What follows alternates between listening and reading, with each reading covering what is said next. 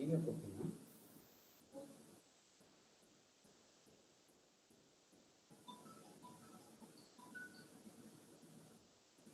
Hello. Okay இருமா.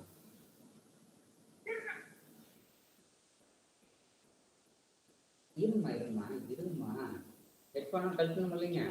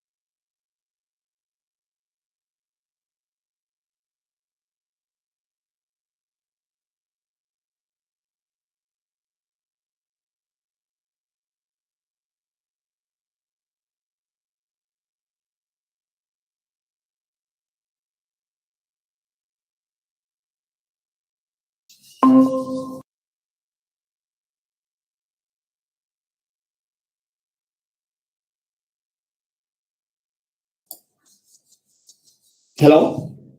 Professor. Are you able to hear me? Able to hear you. Thank you, Professor.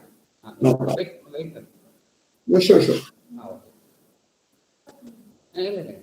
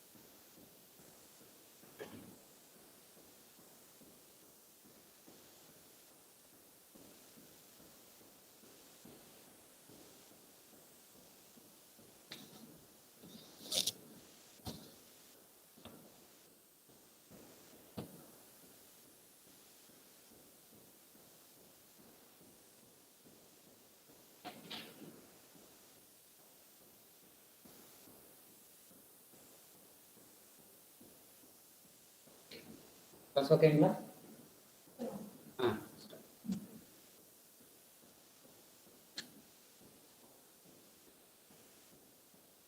headphone போணும்ப்பா. Am I audible?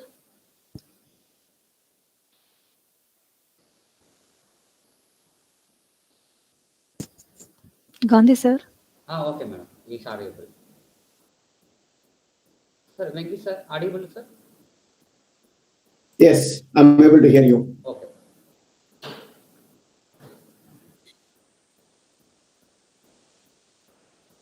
Good evening to all. Day 2, international webinar on data science using Python. The program is associated with the Honorable living legend Professor C.R. of Century Birthday Celebration associated with the on behalf of Organization Secretary, Department of Statistics, Bharathiar University.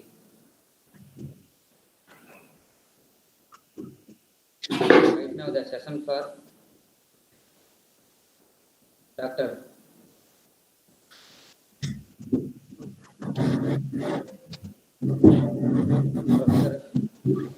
Venkat, the manager, USA.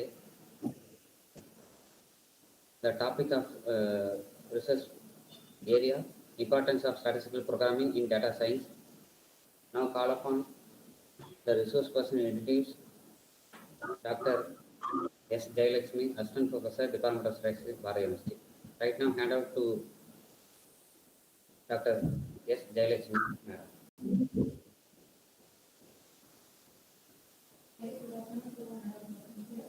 Madam, I am not hearing voice. Madam, you are not hearing the voice. Very good afternoon to one and all present here.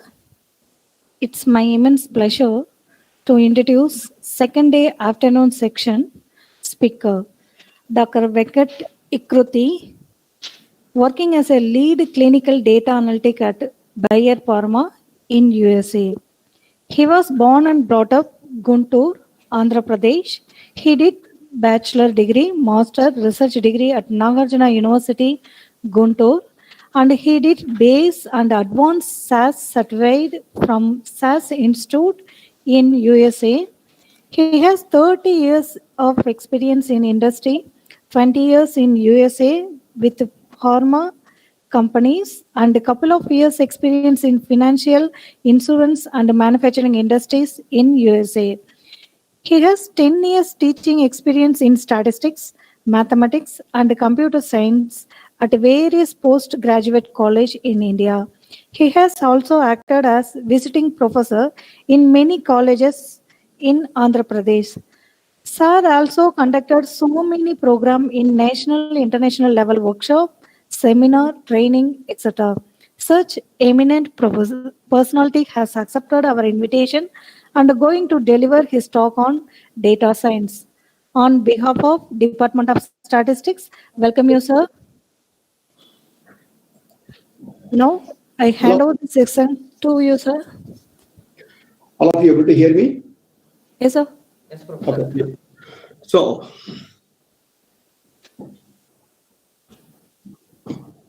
are you able to see me also or no? Sir, yes, sir, yes, sir. Okay. I think I'm going to present my screen right now. Like, going to. Any one of you, can you please, are you able to see my screen? Yes, sir, we can hear, sir. Can you see? Can you please mute your some noise is coming up, background noise is coming up now. So, Yes, sir, yes, sir. see, I'm not like 100% academician. Of course, I'm closely working with academic institutions. There is a huge gap between industry and education. As Sir mentioned about Jayalakshmi and Gandhiya Vendhan mentioned about like I have a bachelor's and master's and research degrees in statistics, 10 years work experience in industry, I mean teaching experience, and last 20 years I am in pharma and financial and insurance companies. See, I want to share my knowledge, my experiences with these younger professionals. See, statistics is plays vital role for sure. Okay, this is a topic here because when you see Professor C.R. Rao, he has a lot 38 honorary doctorate degrees from universities located in 19 different countries. He is the first Indian continent person got like a president medal from US President Bush in 2002. He's a Padma Vibhushan in 2001. Such an eminent personality, eminent person. So like this, of course, everybody knows about this. Barely a week after celebrating Teachers' Day, on the occasion of his 100th birthday, we offer our humble tribute to the peerless teacher, academic and institutional builder. So this is a great privilege for me to take this opportunity to talk something about statistics, something important about statistics for young graduates. This is the photo, my 100th birthday. She's in USA. Now I know he's in Rochester area, but he celebrated here. 1 year we are celebrating his birthday celebrations because of we are all having we need to remember this Professor C.R. Rao or even our professors. Because of them only I am here. Because of them only I am here. Of course, you are also there. Because of we need to have that. Guru is the very, very important person in any person's life. So we need to respect, we need to talk the importance of statistics and quality education. Okay, now these are all general principles here. Because of COVID only, we are doing all these things. Stay home, stay yourself, and save the nation. Ultimately, you are saving the whole world. Okay. See, we are talking about statistics. Say across the globe, once the lockdown is there, the cases are going down, etc. Everything. When you see Spain, Italy, Germany, UK, but in India, after lockdown, the cases are increasing because as a statistician, you need to realize the importance of numbers. Without numbers, there is no statistics. Always remember that without numbers, there is no statistics. We need to have a numbers. See how we want to present the numbers. Because olden days, statistics means everybody thinks about mean, median, mode, etc., etc., etc. No. Everywhere we are using statistics. Without statistics, nobody is going to take a wise decision. Even you are driving a car, you are driving a motorcycle. So, for example, a lorry is coming like this. You are using your estimation concept. If your estimation is correct, you are safely other side of the road. If your estimation is wrong, you will be in a hospital. See, every minute we are using statistics. That's what I want to make it very clear on that side. Okay, going further is, say in India, corona status, etc., everything here. Now, of course, why we are talking, I am in industry side, you are all in education, academic side. We both working together to make students is a successful citizens. Say basics, theories, information, facts, all these things you are going to teach as a faculty. But we are talking about some other things, interpersonal skills, what is required, what is not required, all these things. That is the reason when this Gandhiya Vendhan asked me about, sir, you want to talk to 1 hour or something? Oh, definitely, absolutely, it's fine. So immediately I accepted this. My approach here is always very simple. Another meaning of real happiness is quality education. Another meaning of real happiness is quality education. Make sure that everybody is happy. That's the important part. Okay, now going back, of course, I mentioned about my experiences. Right now, I am with a big pharmaceutical company as a manager, clinical data integration. Because we are not working with 10 records, we are not working with 100 records, we are working with millions of records. How we want to integrate the data, how we want to work with the data, that's I want to share in this session. Okay, statistics. Always remember, what is statistics? Why we want to do this? Converting massive amount of information into meaningful. massive amount of information, massive amount of data into meaningful information. That meaningful information helps you to, can you please mute yourself? Some noise is coming up.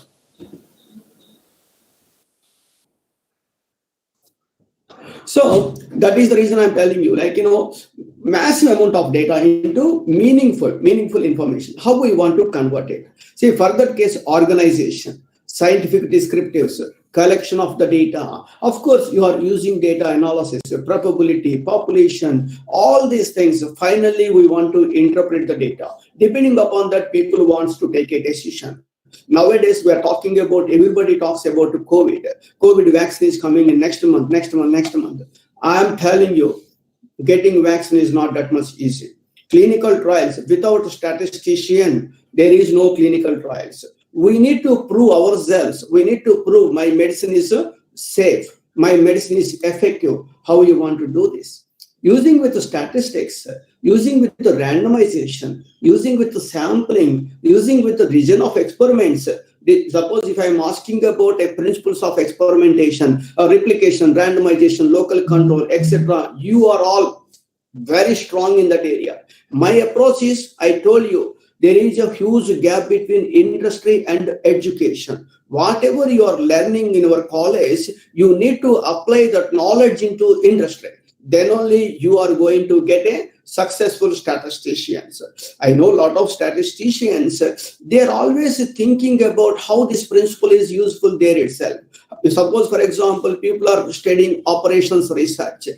Operations research means it's a transportation problem, assignment problem, linear, non-linear, etc., etc., etc., etc. Suppose Emirates flight is coming to Dubai to Hyderabad 2:50 a.m. But same flight is going back 4:20. First 30 minutes is get out of all these passengers. Next 30 minutes is cleaning the whole flight. Next 30 minutes is getting new passengers. That means they don't want to keep their machines idle. They don't want to keep their machines idle. They want to make.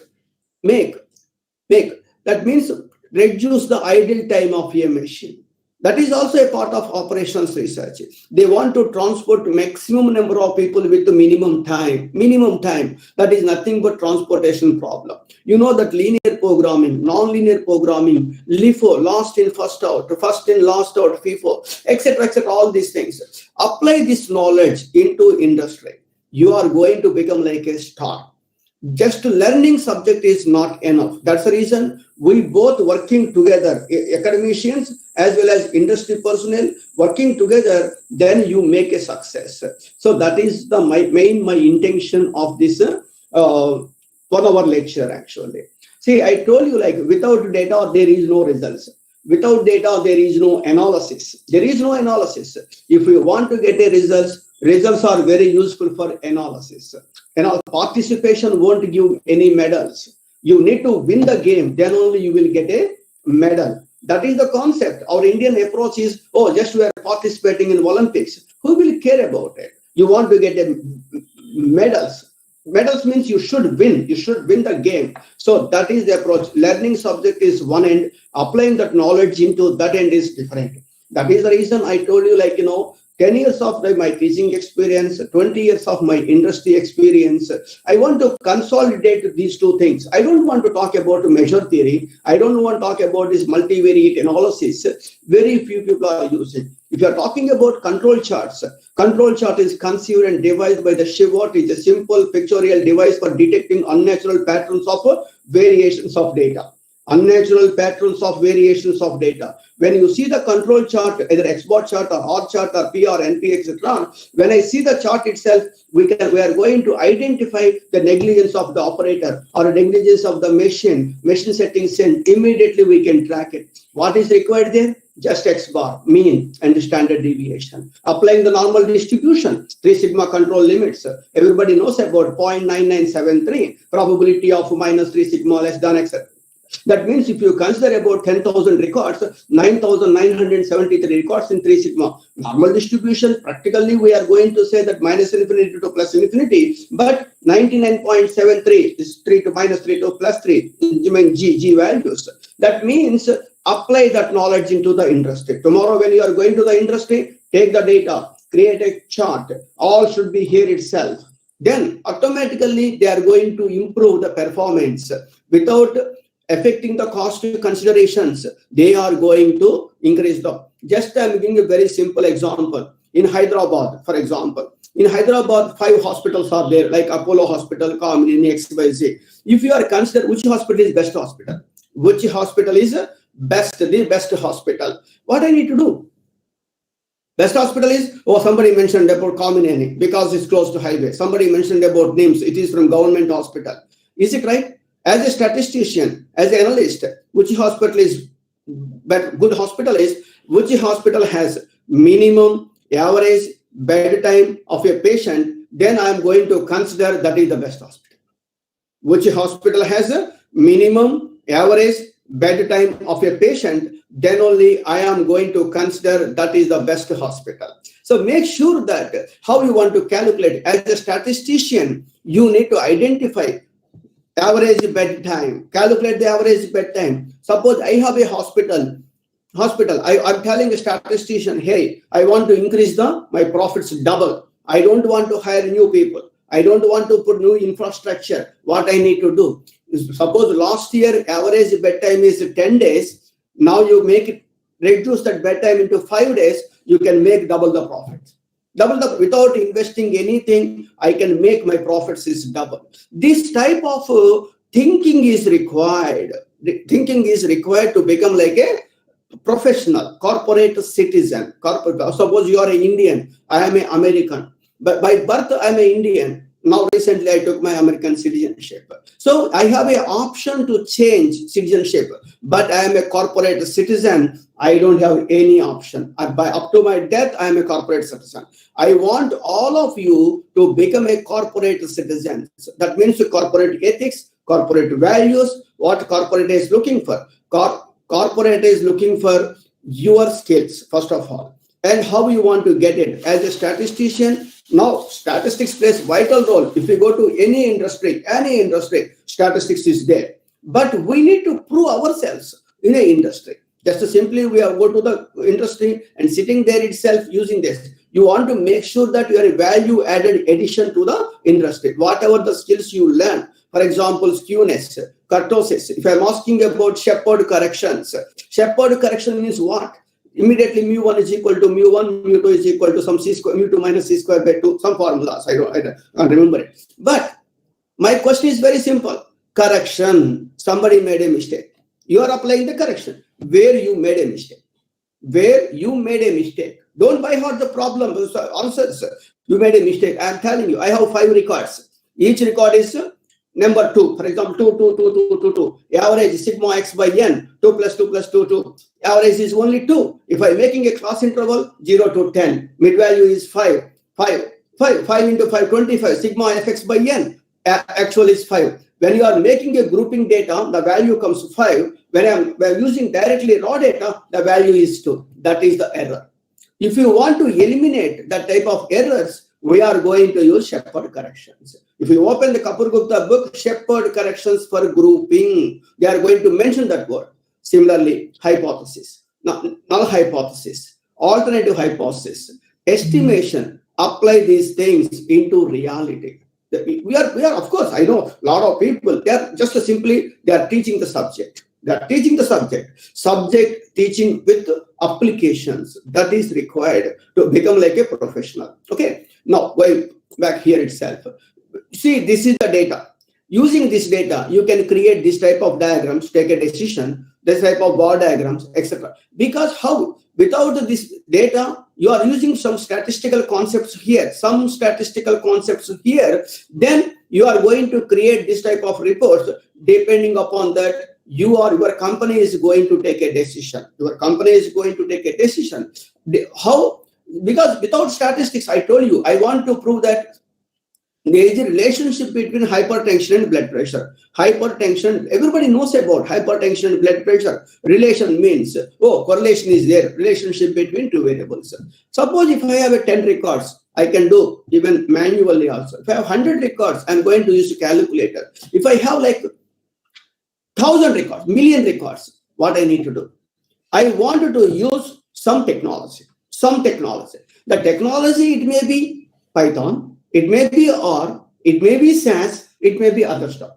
The technology is required because all are things the same thing. Whether if you want to calculate the formula from R or even Python or even SAS, same formula is not different. But depending upon the industry perspective, personally I am telling now SAS is the demand.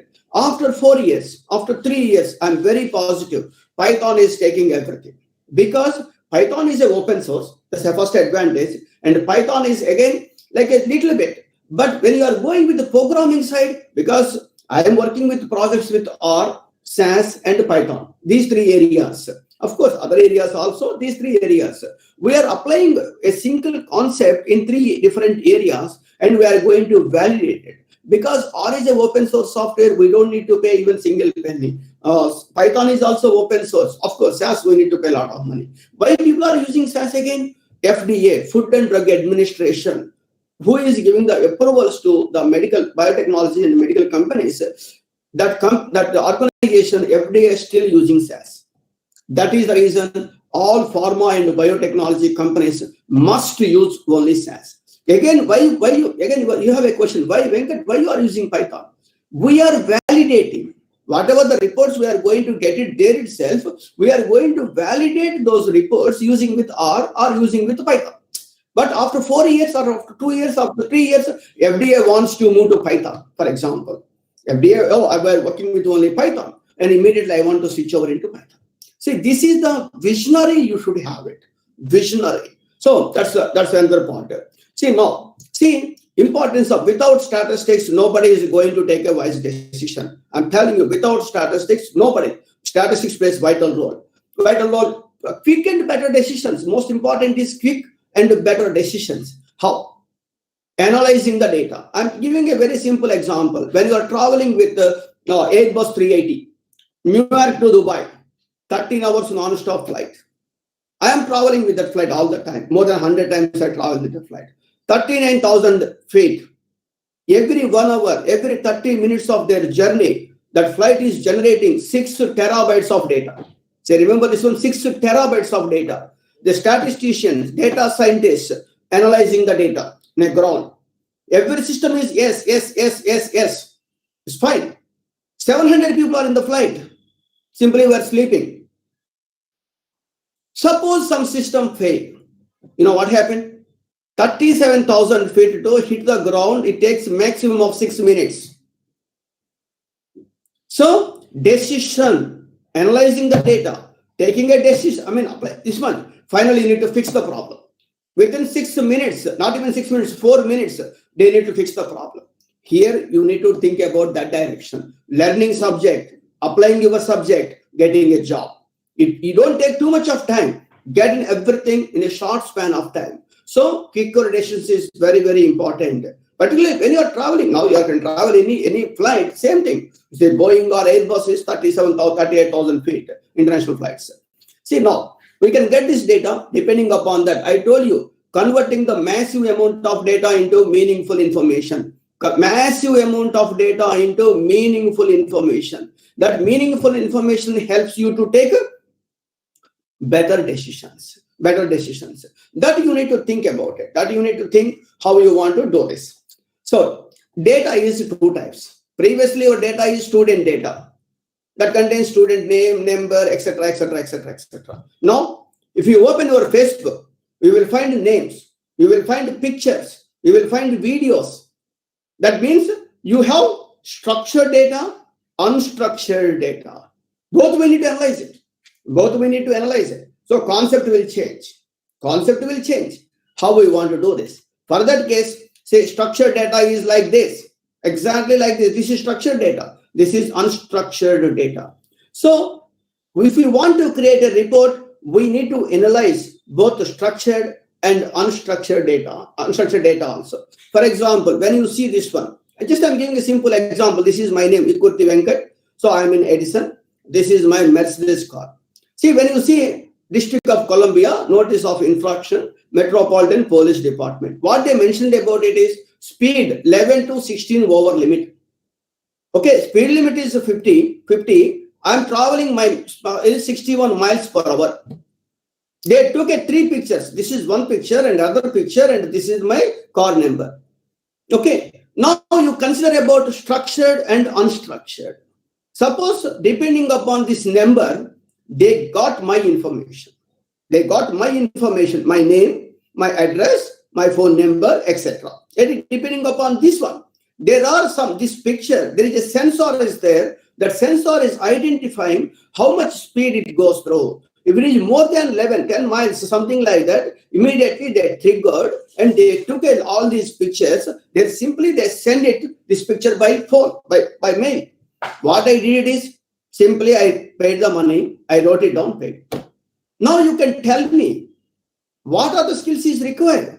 There is a structured data is there, unstructured data is there. You need to analyze the data, you need to send the information, you need all these things.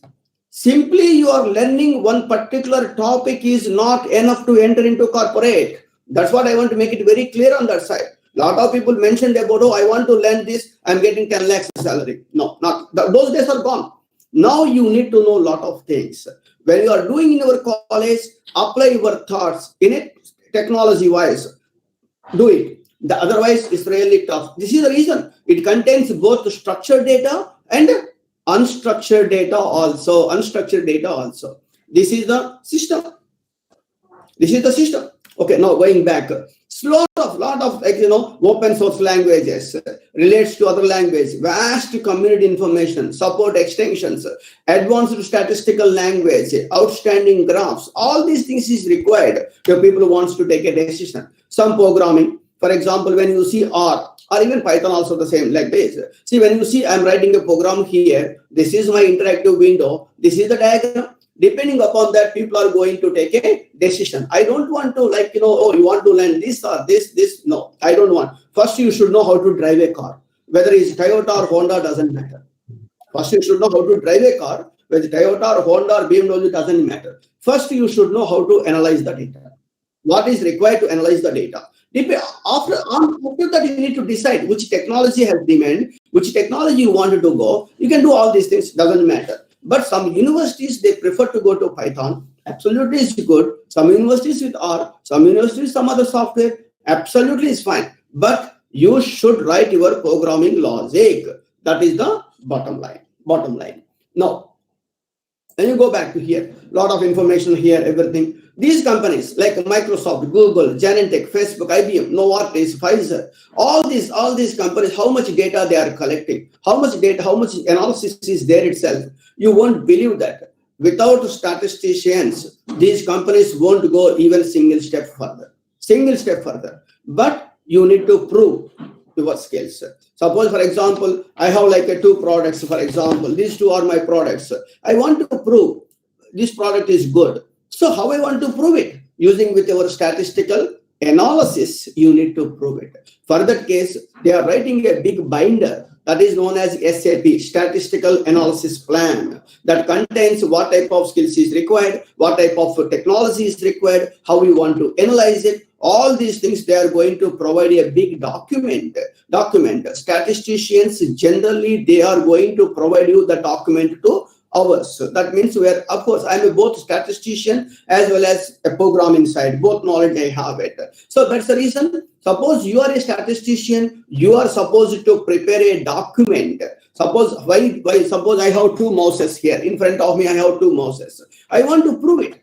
So my mouse is how it is better. For that case, you need to, what type of test is required? If it is a small sample test or large sample test, what type of experimentation is required? All these things you need to write it down. That is known as statistical analysis plan. Depending upon that, programmers is going to help. As a statistical programmer, I am helping statistician to perform his duties more efficiently. Giving a simple example. In 2012, I think 2012 or 2011, I signed a contract. The contract is women with more than 45 years of age, with menopause, with breast cancer. That is a NIH sponsored study. NIH sponsored study, I signed a contract. Unfortunately, that's funded by NIH, National Institute of Health, federal government organization. Because all the federal government projects, we are not going to send that data to other countries. We need to do it in the US itself. We cannot find a patient.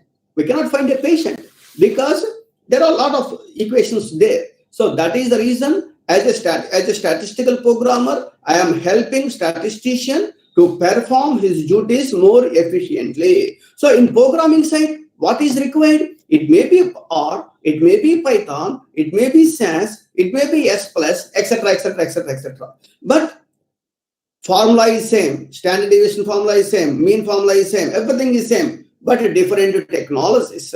Depending upon the interest, depending upon the company, you need to learn new technologies. When I am studying my master's, I'm telling you, this is a fact, I don't know SAS.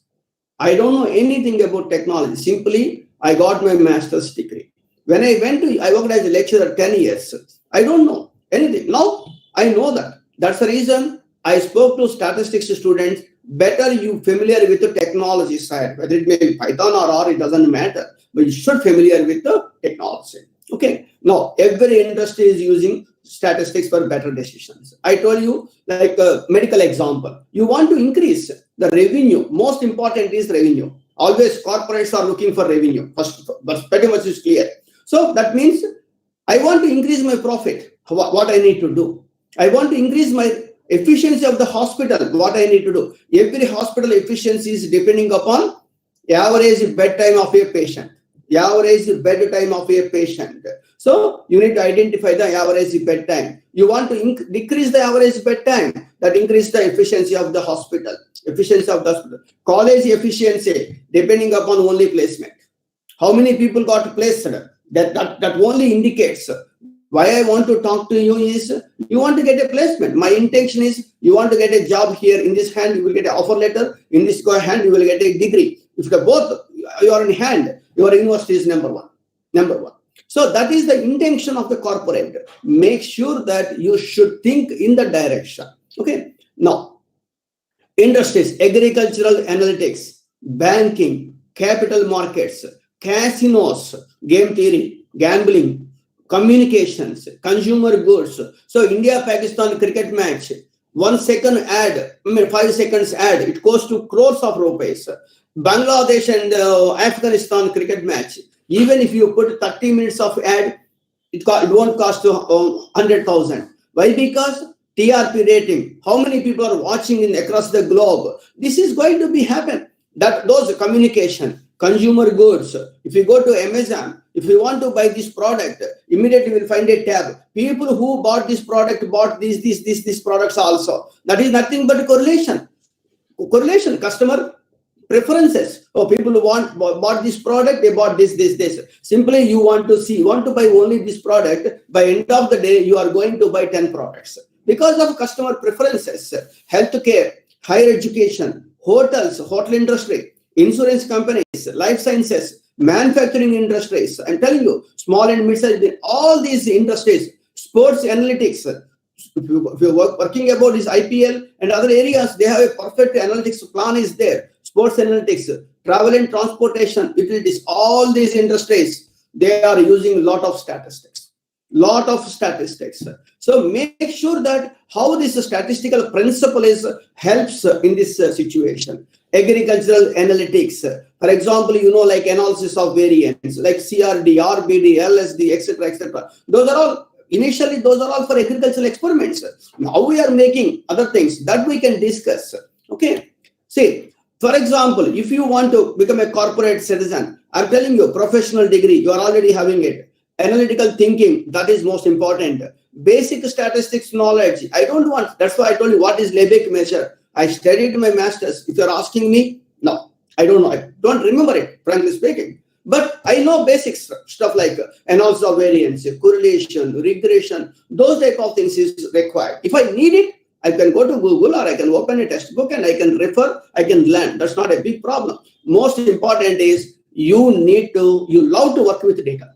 As a statistics person, you love to work with data. These are all the important part. You want to become like a corporate, I told you, corporate citizenship.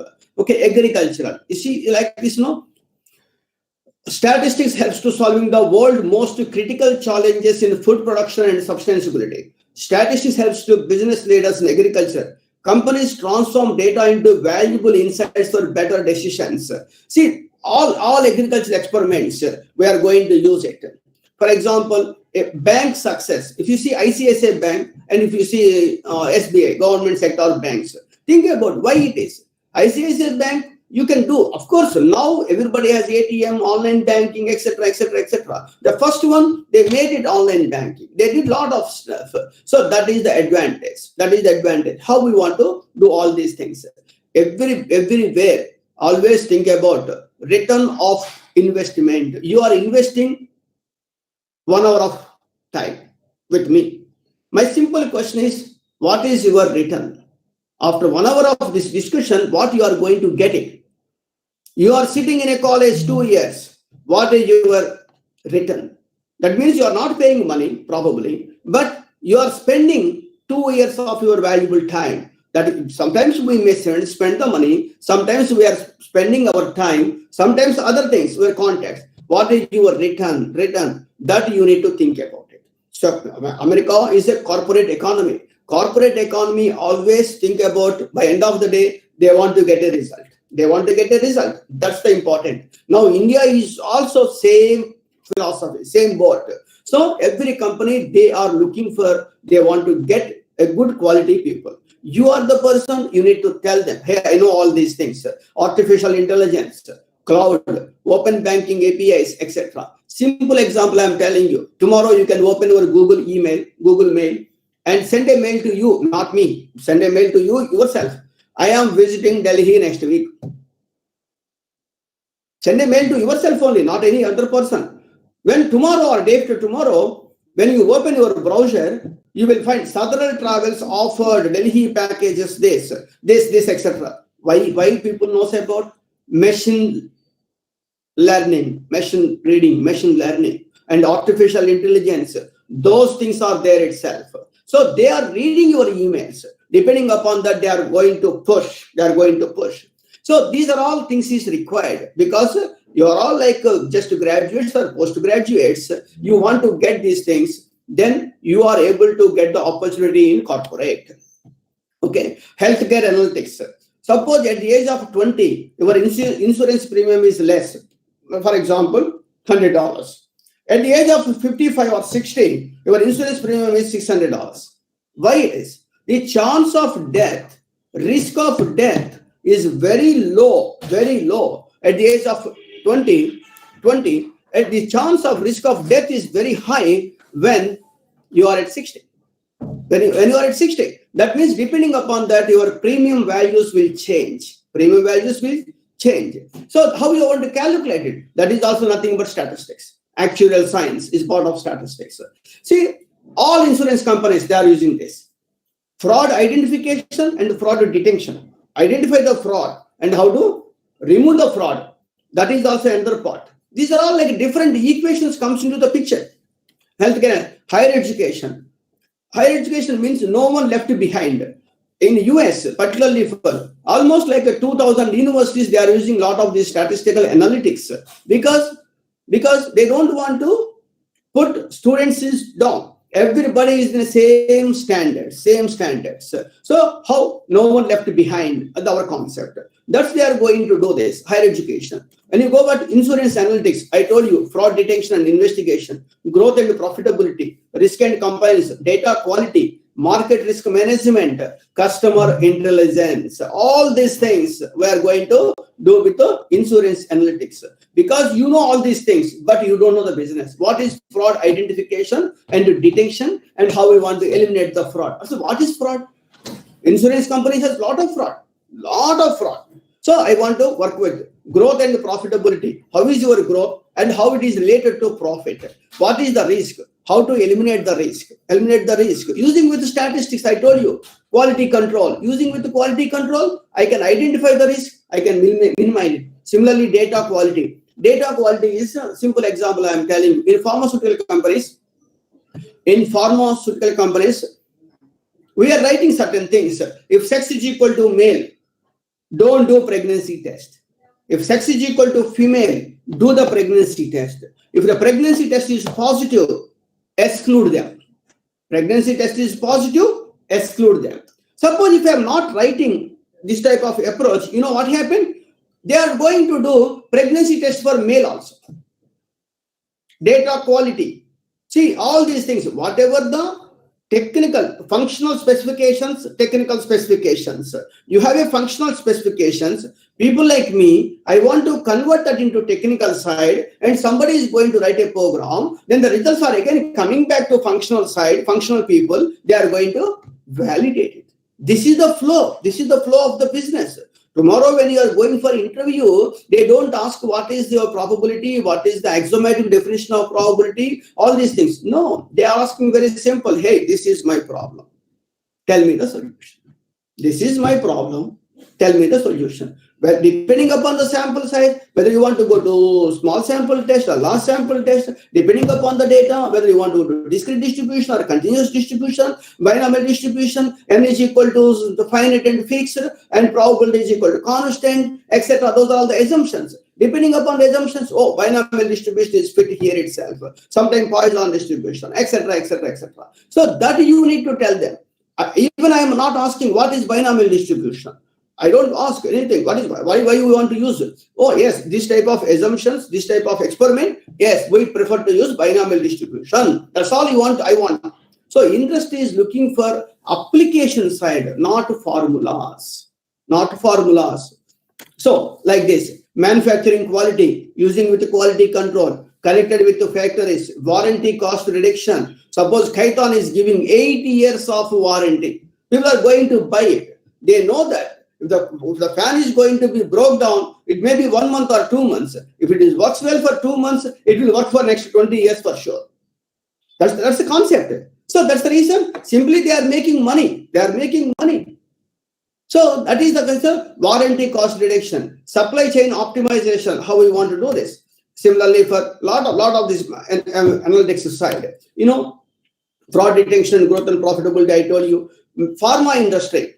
Clinical trials and drug development, commercialization of new drugs, drug development and clinical trials. That we can talk like, you know, hours, even days also. So see, only sector which is not affected by coronavirus is pharma industry. So I am in pharma industry. That's the reason I'm a little bit happy. It's not at all affected. So as a statistics person, if you know the programming approach, consider about pharma industry. All pharma industries are hiring tons of people now. Okay, now going back, travel and transportation. I told you, demand planning, assets and operations, marketing and customer loyalty, transport a maximum people with minimum time and cost, reduce the idle time of a machine. Just now I told you example with the Emirates example I gave it to you. So these are all statistics.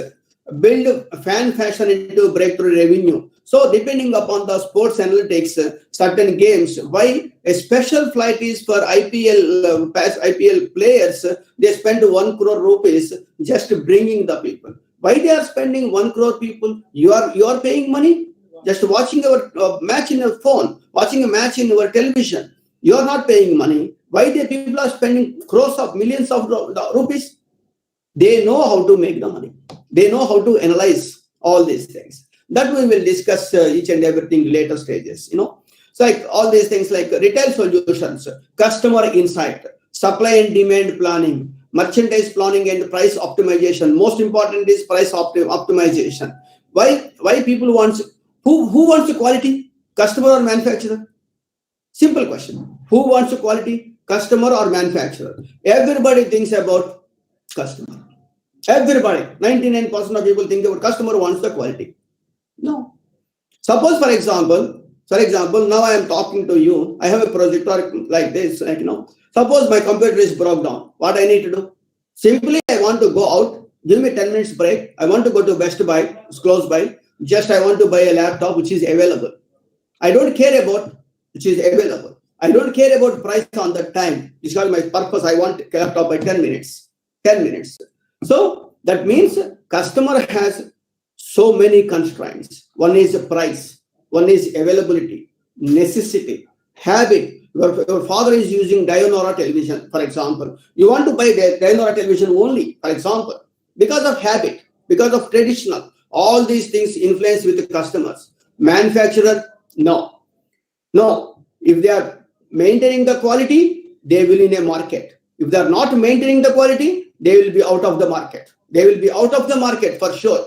Think about Orinda television, owner's pride, neighbor's envy, advertisement is there. Once upon a time, BPL is excellent television. Now, there is no. Why? Because there is no quality. It's out. So, who wants the quality? More concern? Manufacturer. So, he wants to improve the quality without affecting cost considerations. Cost considerations. They don't want to increase the price, but they want to give a quality.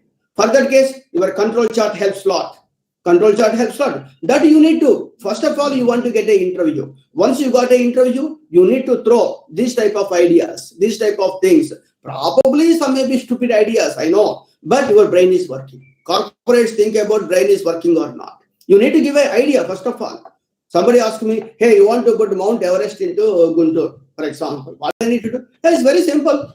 Take the Mount Everest and put a couple of helicopters and then we can put it here itself. That's all.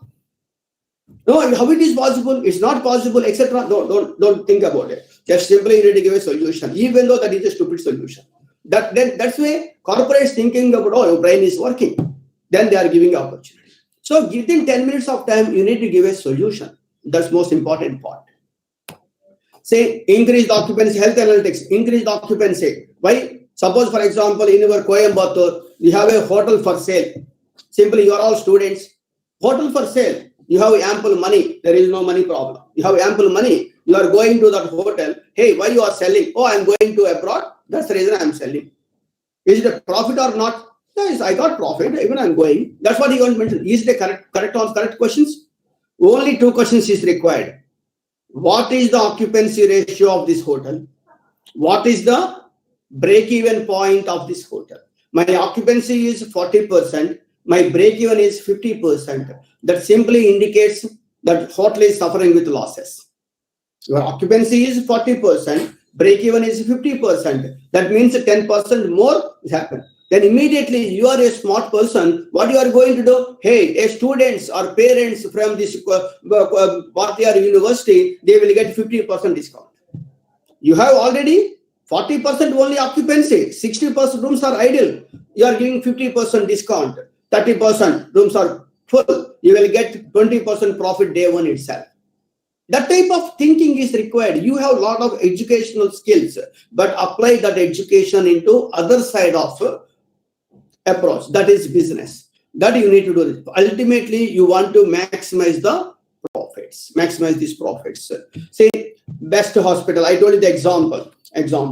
Say, what is required? Suppose, for example, if you want to become like a data scientist or data analyst, because you are a statistics person. Say, first, I told you first you need to know how to drive a car. Is Toyota or Honda, doesn't matter. First, you need to analyze the data. How we want to analyze the data? How we want to analyze? If you are going to pharmaceutical company, you are analyzing patient profiles, patient information. If you are in pharmaceutical financials company, you are analyzing with the customer profiles, customer information.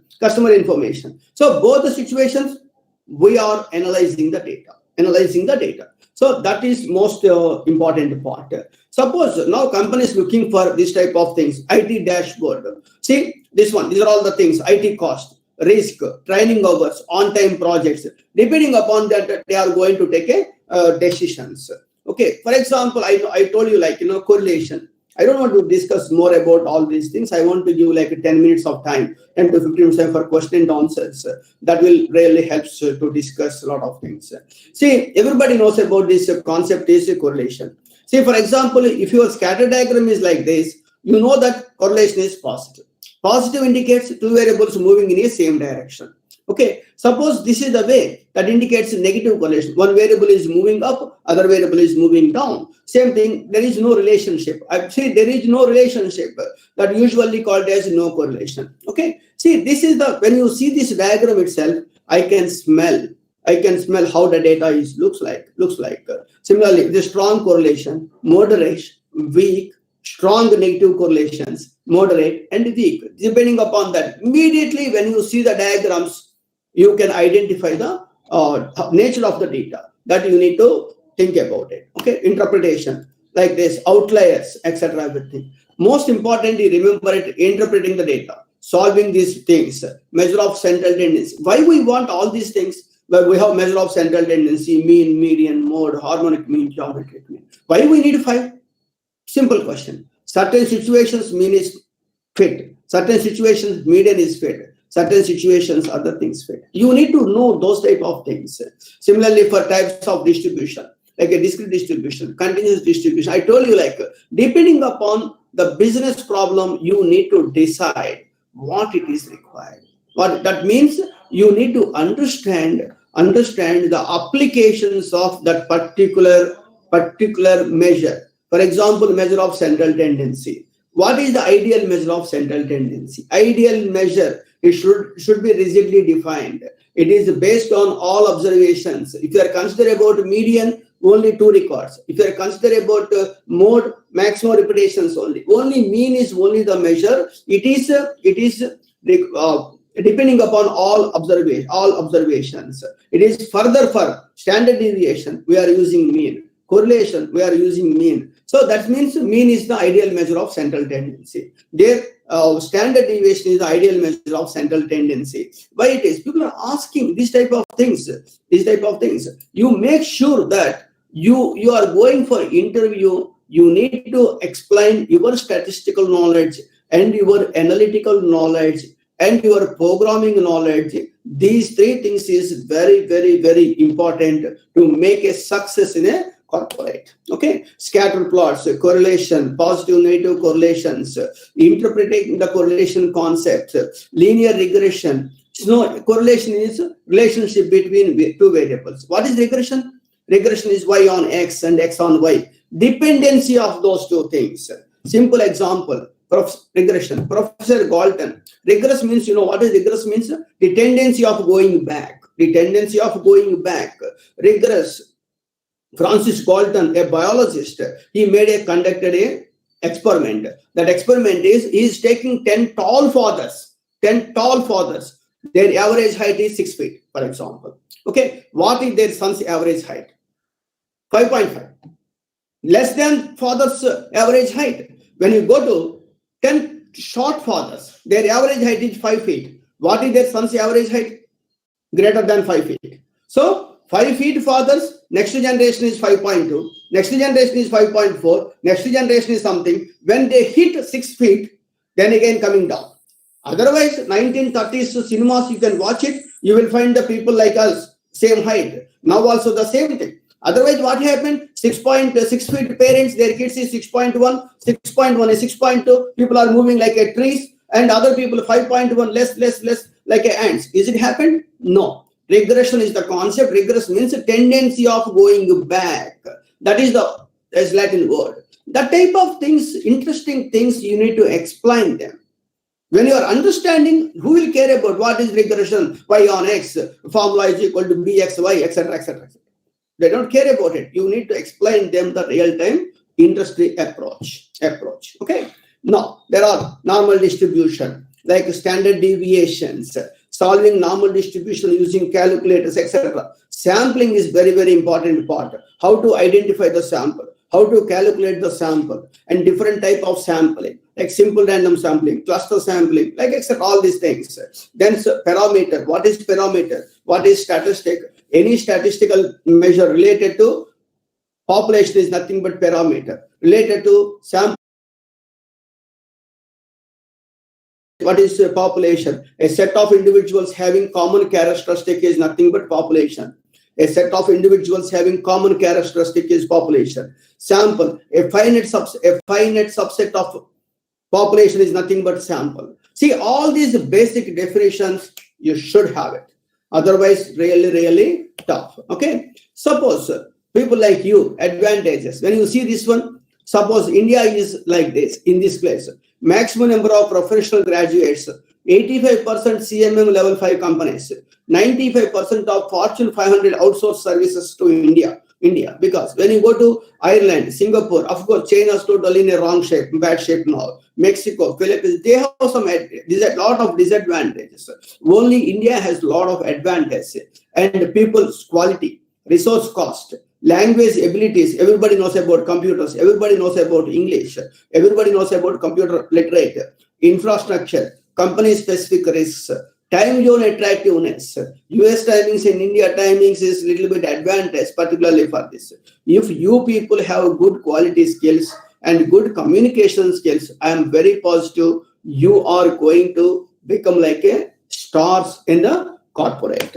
Okay. New technologies, connect any data, Salesforce or etc. Everything. Explore and visualize. Depending upon this dashboard, then you are going to work on this. This is my contact information here. Of course, everybody knows about, like, ask your professors, they are going to provide you my information. So this is what I want to explain it, because statistics. So,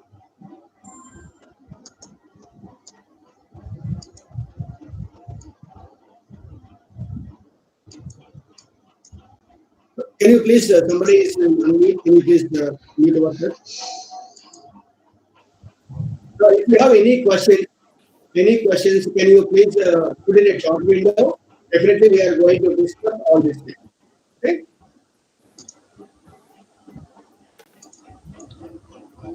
Hello. Yes, sir. Please ask your any queries, discuss with your Dr. Venki, sir.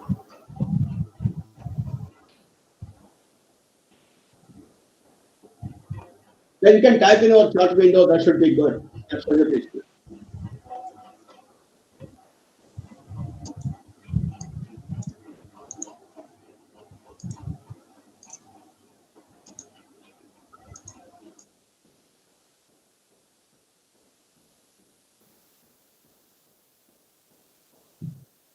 Do you have any question, Gandhiya? On behalf of your students, you can ask. Yes, sir. Yes, sir. One student is asked one question.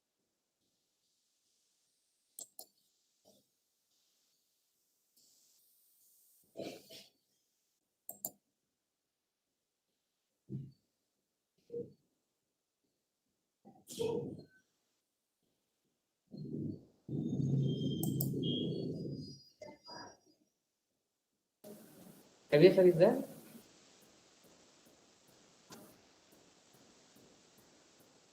$109.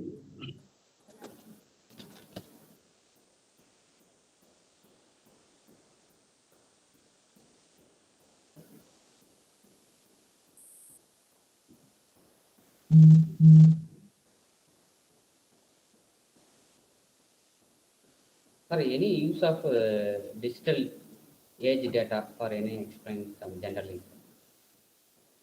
Come up, please come up again. New age data digitalization functions in a relevant data. Data visualization. Yeah. Data visualization is like, there are so many softwares available in data visualizations. Those are all Tableau, and the next one is like Tableau, ClickView. All these things is visualizations. So that is also additional like the visualization part.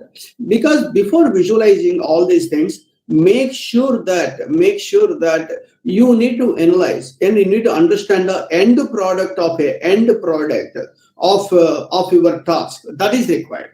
Why we want to analyze the data. That's the first step. Is why you are joining in this session. You want to learn something. Same thing like, I'm doing this analysis. This analysis helps for this. Something like that. For that case, the Tableau is a good one. But a lot of demand is there. And ClickView is also this one. And Oracle products is also there. BI is Power Tools is there. These are all those are all very simple. It's not like a rocket science. You will get it with the 1 or 2 days maximum. In USA process, hours only. Training is not years and not months. It's hours only, because 8 hours we are going to learn something. Tomorrow we are working. So that is the situation in the US particularly. Of course, India is also same boat. So those visualizations are pretty much good.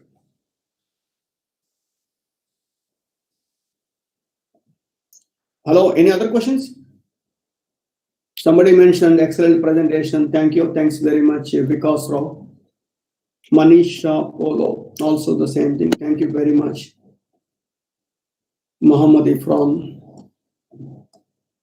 This is the time. I'm requesting all of you. This is the time you need to talk. If you want, you can unmute it and you can talk. It's not an issue because about digital twins. About digital things, I don't know. If I know something, I'm going to tell you. Those things is I don't know for sure. I'm sure. Professor, I request you brief your CRO about very specific talk about CRO. CRO, Professor CRO, right? See, we are like, frankly speaking, like, I met him for SV University long time back, one or two times. SV University, some seminars, some one or two times. But when I did my doctorate, research degree in region of experiments, our professor VL Nursing Home, and he works with Fisher. It's a big paper, but he got his doctorate degree from R.A. Fisher. That I know. That's I know. But because the basic, when you hear about this Ross, Professor C.R. Ross lecture, those lectures are like having a good coffee, just like as learning things very smooth manner, very basics. Just now I mentioned about quality control, something like that. The quality, who wants the quality? How to improve the quality without affecting cost considerations? Why all these things people can talk? Finally, he is going to put like a X bar chart and R chart. That type of easiness in his lectures. That is the reason we are all celebrating his birthday celebrations 1 year. So that's the reason. He's an amazing teacher, amazing professor, excellent at the same time, a great human being. That's only I can say. Like, other than that, I'm not in that closely working with him actually. Just I met 2 or 3 times. That was some university seminars, some international seminars. I have a little interaction with him, but even I'm getting some email messages for him. But I don't have time to go to his Rochester where he lives. It's like 8 hours to drive from my place. Probably when I need to go and I want to wish him personally very soon. Hello.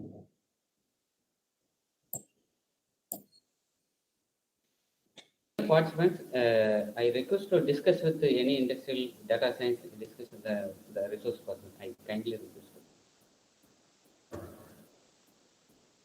Any faculties there? I don't know what is who is the faculty. We discuss with the Gandhiya sir, Gandhiya sir. Here, almost like 141 people are here itself. In this 141 people, like most of them are students. They want to become like a corporate.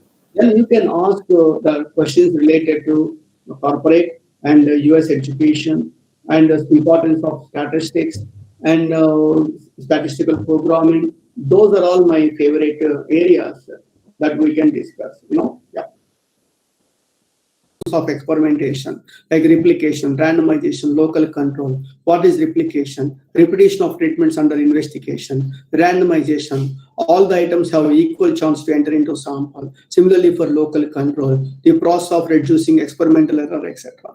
See, these type of definitions, if you are comfortable, it's very easy for you to grab these opportunities. Because as a statistician, of course, like you as a statistics student, see, I want to help our community. Our community means the statistics community, and we want to make it, you are all going to become like a statisticians in an industry, applying your statistical knowledge to all the, corporate.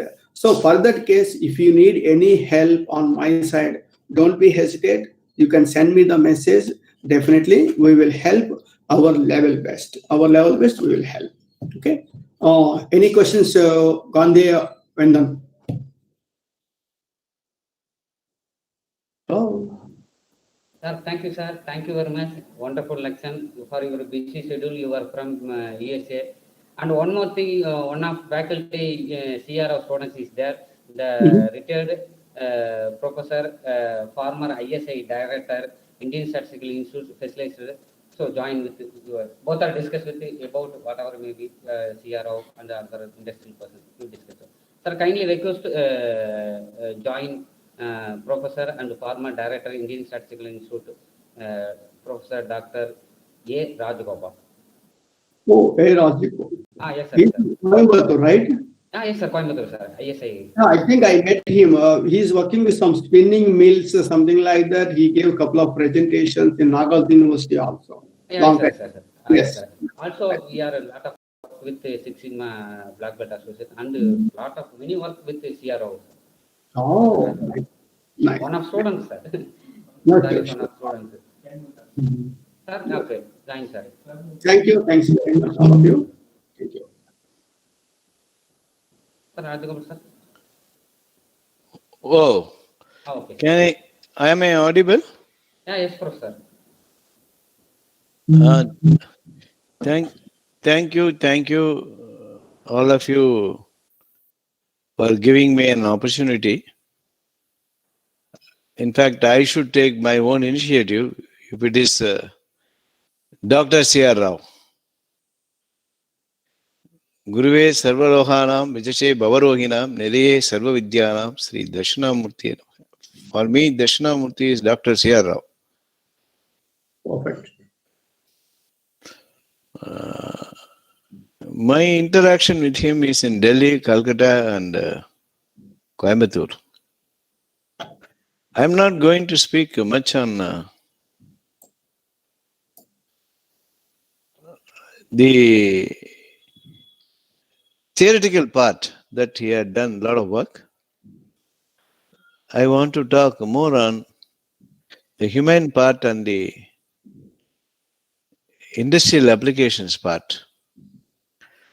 How he was effective. I find I was surprised actually. I was in different countries in Europe. They used to say any engineering product from India, I am talking 1985 to 2000, also from US, or any medical product from India, even the mask that is now being produced in India, it cannot just like that get into US. Am I audible? Hello? Yes, Professor. Okay. That was the time that even our currency was not accepted. When we go abroad, you cannot take US dollars. Nowadays, it is not that difficult. That government itself allows. At the time, I used to wonder how statistics and statistical techniques from India was only subject accepted in abroad. Stanford University, Pittsburgh University, Dr. J.K. Ghosh, Dr. Datta Majumdar, Dr. Shankar Kerpal, Dr. Bimal Roy. The gang of people in any university abroad, you will find that at least one is there from Indian Statistical Institute. Such a supply chain management of human resource knowledge developed management being freely flowing into developed country in those days. I must say that today we are talking Make in India. Actually, he is one who is designed in India, made in India, but demonstrated in every country by his knowledge. I took opportunity to take a video on his 100 years profile. It is very difficult to cover him on video of his extensive job. I tried my best and I made a 14 minutes video. I'm not sure whether I can have time to make it 14 minutes video to all of you. Maybe it was played in different platforms in different places, but I don't know. This your people might have already seen, or should I play it? What do you think?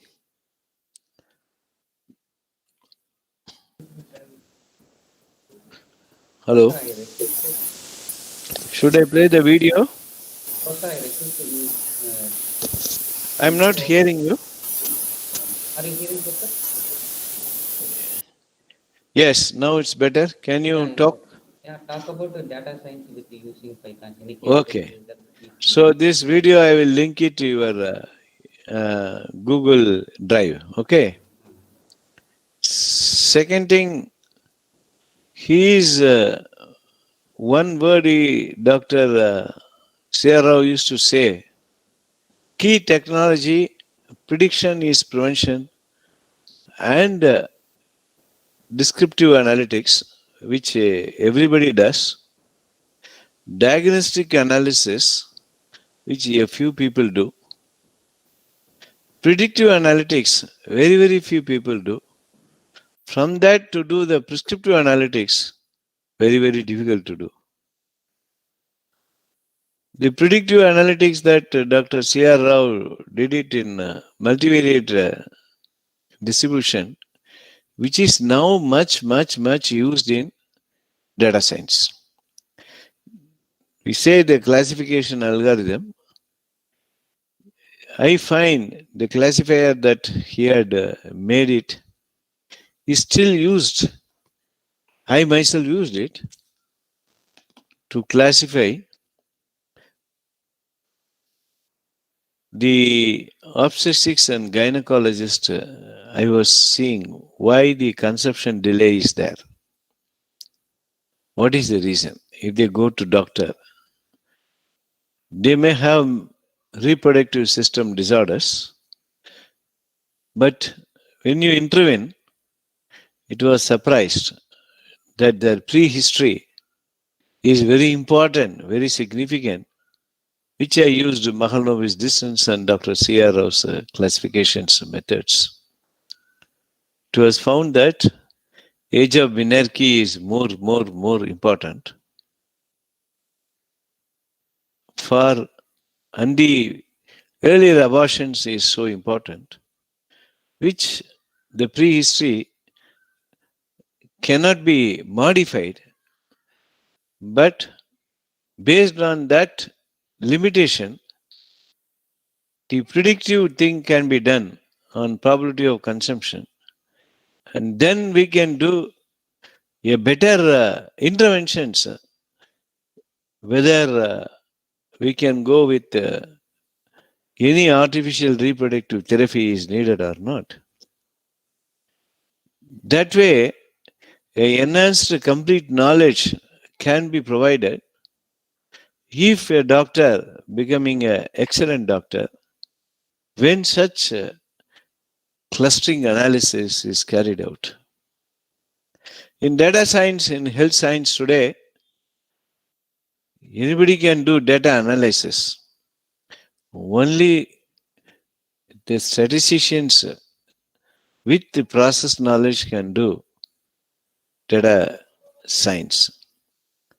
Science is something observing the nature, observing the process.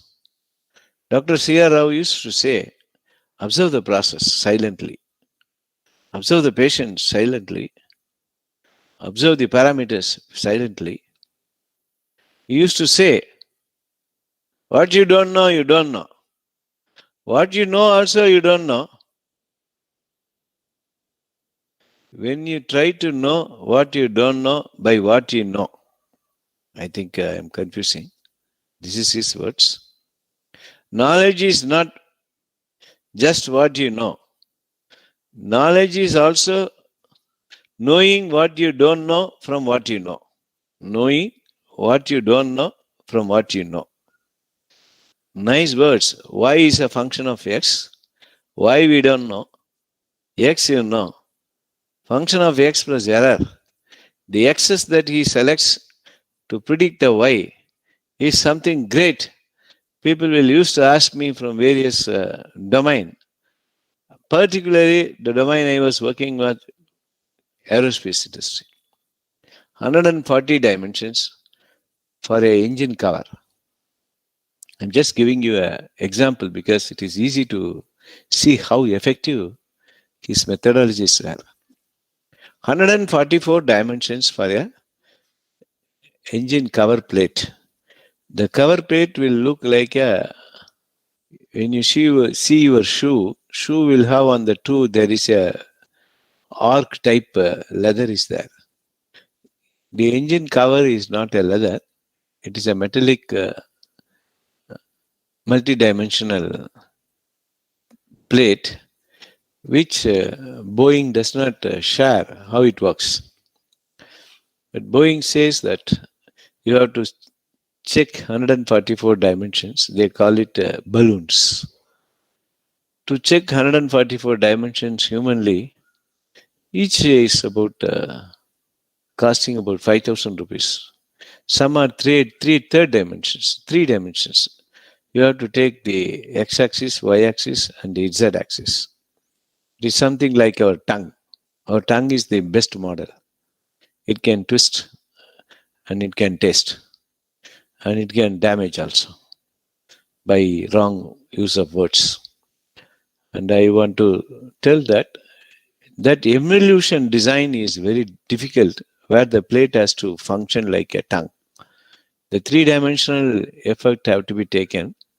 Some of the geometric tolerances are very difficult. It has to be physically verified. When I find principal component analysis of Dr. C.R. Rao, I don't need to check all the 154 dimensions. Each dimensions cost about 5,000 rupees. Check for 144 dimensions will take about a week and more. Each piece, when it is not checked, it will delay about more than 1 month. Each piece is about 2 lakhs. Even 50 pieces. Next resource person, Dr. Lakshman Kumar Ramasamy, IEEE Distinguished Speaker and the IEEE Brand Ambassador. I request my student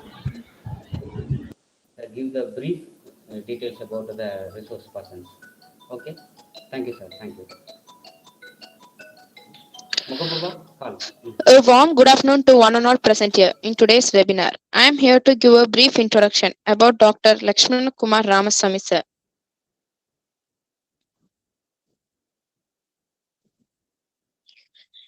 Dr. Lakshman Kumar Ramasamy, he is an Asian Distinguished Speaker and IEEE Brand Ambassador. He is a Direct Research and Development Artificial Intelligence in a Canadian-based academy in a Vancouver region of British Columbia, Canada. He is a founding member of IEEE SIG of Big Data for Cybersecurity and Privacy. IEEE. He is a global chapter lead for machine learning for cybersecurity. He himself involves in research and expertise in artificial intelligence and blockchain technologies. He is associated in the research collaborations with Chinese, Malaysian, Turkish, Canadian universities. He has a passion towards development and he holds the international certification on Science Certified Java Programmer. He is meticulous with programming language like Java, Python, and PHP. He holds data science certification from Johns Hopkins University, United States. He also holds the Amazon Cloud Architect certification from Amazon Web Series. He is a member in IEEE. He is an editor-in-chief for book series Advances in Quantum Computing, Artificial Intelligence, and Data Sciences for International Transformation series and also editor-in-chief for Focus series Convergence of IoT and Blockchain through Machine Learning Approaches. CRE Press, Taylor and Francis Group, LLC, USA. He is a core member in Artificial Intelligence Editorial Advisory Board of Cambridge Scholars Publishing, UK. He is an editorial board member of Trends in Renewable Energy Journal, USA, and Frontiers in Communications and Networks, Switzerland. He is the associate editor in International Journal of Quality Control and Standards in Science and Engineering, IGI Publishers, USA. As part of his professional career, he has around 50 plus publications in international journals and conference. He holds 8 edited books from Elsevier, CRC Press, Springer, and Wiley. He holds around 19 Indian patents and 2 international patents. He added to that he is a lead guest editor for the journals like IET Software, International Journal of Internet Technology and Secure Transaction, International Journal of Gaming, and Computer Mediated Simulations at Ad hoc and Sensor Wireless Networks, Open Computer Science, International Journal of Knowledge and System Science, International Journal of Data Science, International Journal of Operation Research and Information System, CAAI Autosoft. He is acting as a vibrant reviewer of the journals like IEEE Access, IEEE Internet of Things Journal, Transactions on Emerging Telecommunications Technologies, International Journal on Web Series Research, International Journal of Grid and Utility Computing, International Journal of Computer Aided Engineering and Technology, World Review of Science, Technology and Sustainable Development, Journal of Information System Education, and many more. He was invited as a keynote speaker for Asia in Artificial Intelligence Virtual Summit 2020, which is Asia's first biggest virtual summit on artificial intelligence, held at Malaysia on June 11 to 14, 2020. He was elected as a program co-chair for EAI International Conference on AI associated solutions for COVID-19 and biomedical applications in smart cities. I once again welcome you, sir. Thank you. So thank you for your introduction. So folks, can you hear me? Am I audible? Am I audible and am I visible? Yes, yes, yes. Yes, sir. Yes, sir. Excuse me, I cannot hear you. Yeah. Right? Yeah. Thank you so much. Right. So I know it's very hard to sit in a session, and especially after post lunch is very hard for all of you. I can understand your pain, and I don't want to bore you much. And one promise I can keep you like is I'm going to keep you awake. Okay, and in this session, we are going to have not only theory, I have planned to have some practical agenda as well. So the agenda of session is like initially we are going to have some theoretical glimpse, and once that is done, then I'm going to take you more into a practical stuff. This is my agenda, okay? And the and the whole idea of this session is like how to build a data science portfolio. Okay, so coming to a point, so you can ask me, sir, what does this topic means, right? This topic is pretty simple and it's a pretty straightforward. Like if you say that you know data science and you go for any interview, or interview, you can be a student or probably you can be an academician, or probably even if you can be an industrialist. Okay, so that that depends. So once you go for an interview, people will ask you few questions. Okay, like what do you know about data science, and how your portfolio should look like. So the agenda of the complete session is like I'm going to I'm not going to teach you. I'm going to share my experience, like what you are supposed to have in your resume. Okay, right. So how your resume should look like if you are a data, if you are keen, or if you are a passion towards data science. Okay. So shall we get into the session? Yeah. Okay. Right. So this is the presentation, and guys, I want to tell you, like I'm not going to bore you much. It has only around 7 slides, okay, nothing more than that. And out of these 7 slides, I can promise you, like I can give you some promising tips, like how you can become a data science professional. Okay, so so these are the things which already have they have introduced me, like ACMI to T. Okay, so we can have a personal chat probably once the session gets over, right? Okay. So coming to the point. Okay, so what is data science? How data science works and what are the pre-linguistics? These are the things which might you have you have heard for past 2 days. So I don't want to bore you much. Okay, so the only thing I am particular about is like how industry or hearing manager would look like your resume, and what they expect from you if you say like, hey, I know data science. Okay, right. These are the points where I don't want to cover you much. Okay. So number one, if you say that, hey, I want to become a data science professional, and you apply for any interview, these are the pre-linguistics you should have, and these are the points where hearing manager will look at you, right? So number one is ability to communicate. So if I recruit you, whether this guy can communicate well, okay, right? And मैं session करके ऊपर रहा है session करके मैं ऊपर रहा है sorry, right? And the next thing is like, and if I take this guy, whether he can collaborate with others, okay? So number one is like whether he can, he can communicate well, and the next whether he can collaborate with others. And the third thing is like, does this candidate has enough technical competence, okay? So probably at the end of this session, we are going to see a lot technically like how to do a code in notebooks, okay? So I will tell you, right? So how we want to do a project. So I'm going to, because I have prepared a special project for this session. So I'm going to execute each and every points and scripts, and I'm going to tell you like how you want to do it. Okay, right? And the third thing is they will definitely look for the particular technical competence. Okay, and the final part is like, you know how they will test you. It's very simple. They will give some data and they will ask you to like what you have understood from that particular data and what kind of ability and motivation you can bring out from the data. That is very important. That is the main, that is the main part when you go for any particular interview and you claims like you know data science, right? Okay. Right.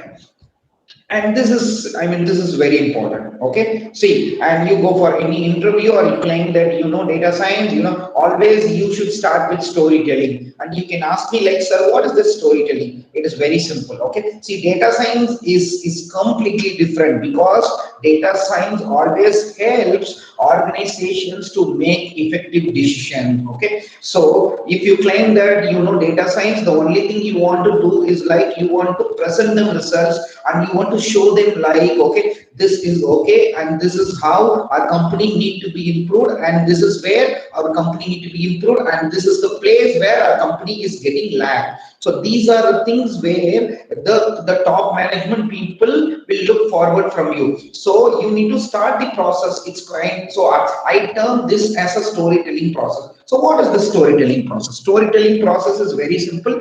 This is like a warm-up. Okay. So you can ask me, sir, I want to become a data science professional. Is it enough more for me to learn some theoretical concepts and gulping and vomiting it in the interview? No, definitely that is not going to help you out. Okay. The things which will help you out is the practice. Okay, the more number of practice you take, definitely.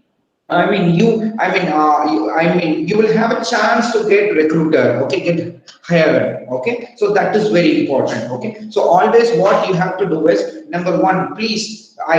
Choose a topic. Okay, see, probably say for example, you can tell me like, sir, I'm from aerospace engineer. Okay, I'm basically an aerospace engineer. So what I'm supposed to do? Okay, very simple. I'm going to share all the data sets which is available freely in the market. You can try to download some data sets of your specific domain. Okay, of your specific domain, and out of that project you can select a topic. Okay, so that is very important. And next is you need to understand the data. That is very, very important, and we call that as understanding the data. Supplementing the data is like, say for example, I will give you a clear example. Right now, Bharathiar University is conducting a international, webinar series. Okay, so imagine, so I am going to do a machine learning project. That's a data science project. The agenda, the conclusion is like, I want to find out how many participants have effectively listened the, listened the events which is conducted by Bharathiar University, especially a statistics department for past 2 years. So this is my agenda. So what you have to do is you need to find the relevant data for that. Okay,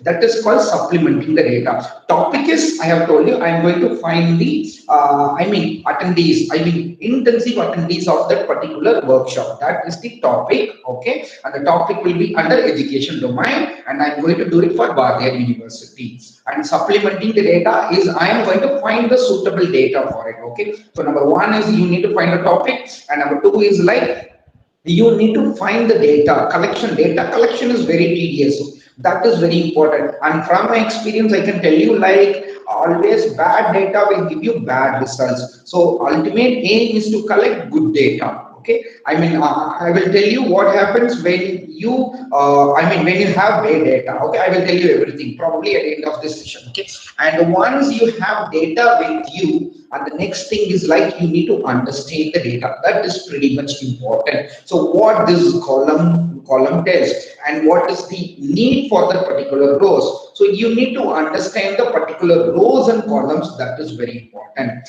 because if you don't understand the data, definitely you cannot become a data science engineer. So, and once you understand the data, and the next thing point is like you are going to do some computation. Okay, and when I say computation, there comes the part called machine learning. Okay, so you know very well machine learning is a subset of artificial intelligence, and you know that, and deep learning.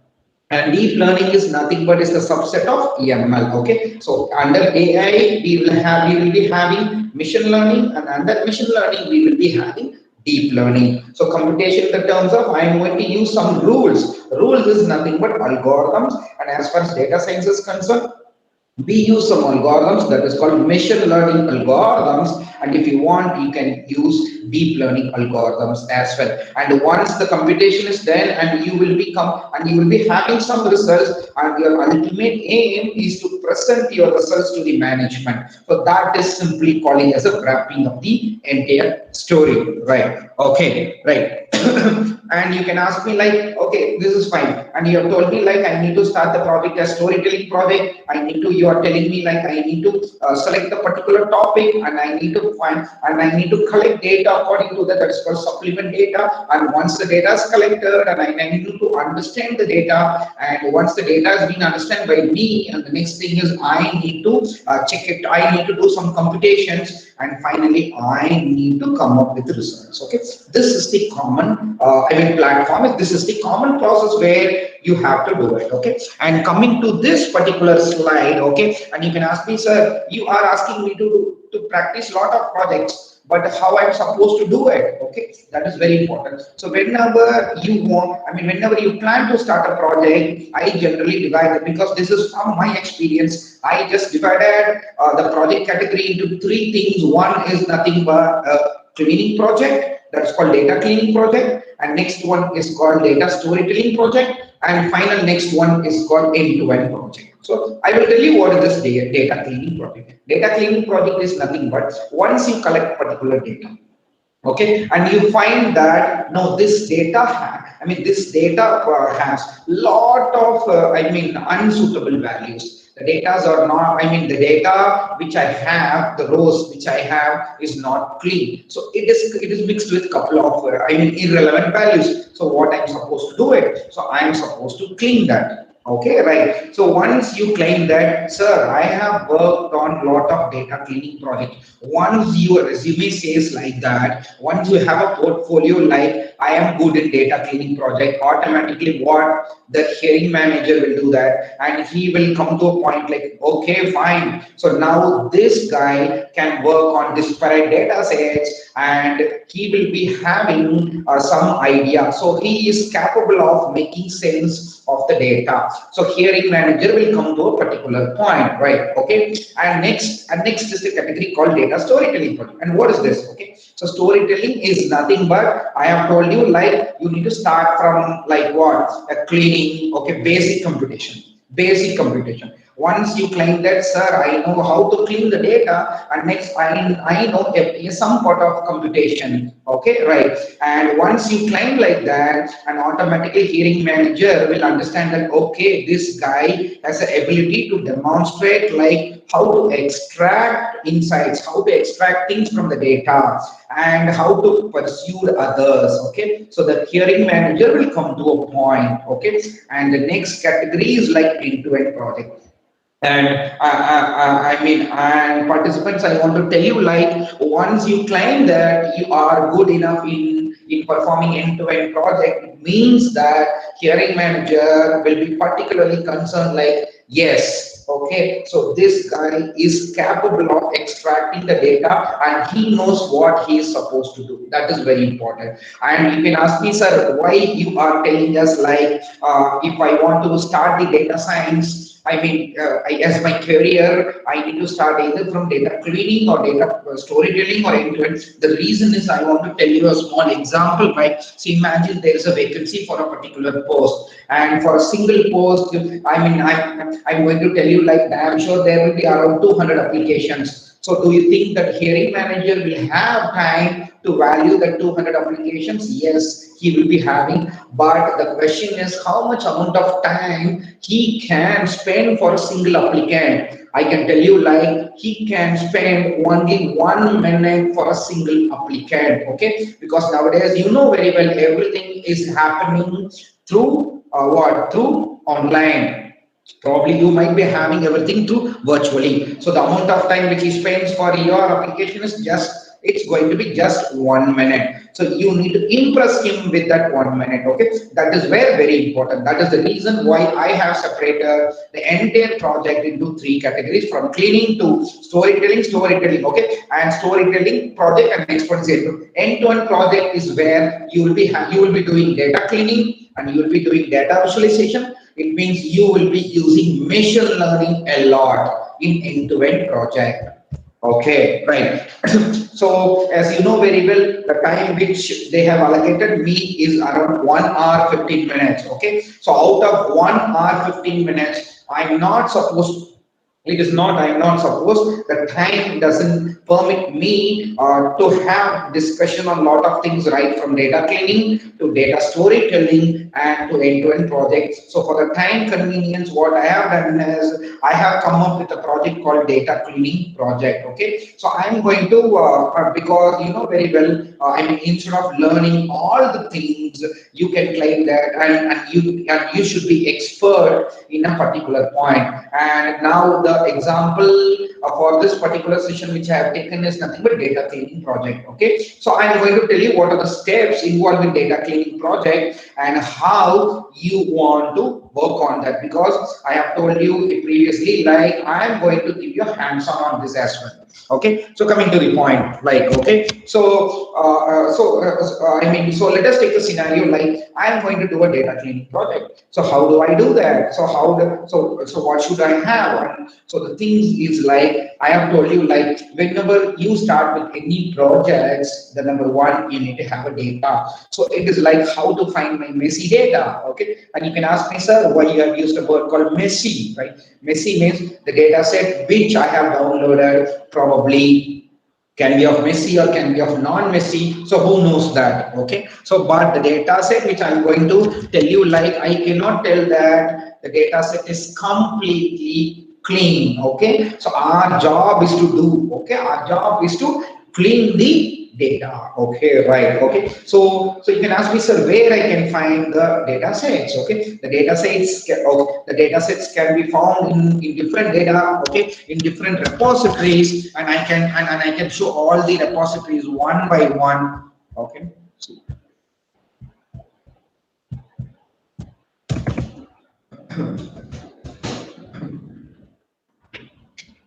can you see this? This is one repository where you can find all the government related data sets. Okay, so all the government related data sets can be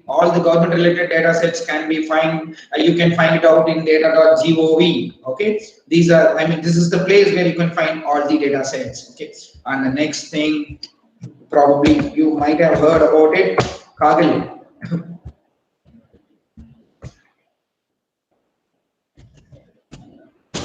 Right.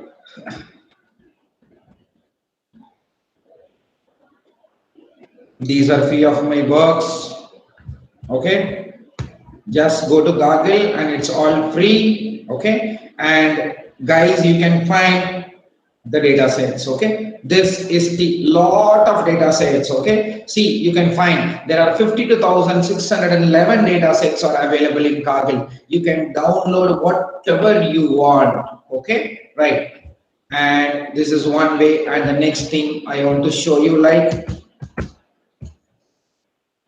because these are my favorites.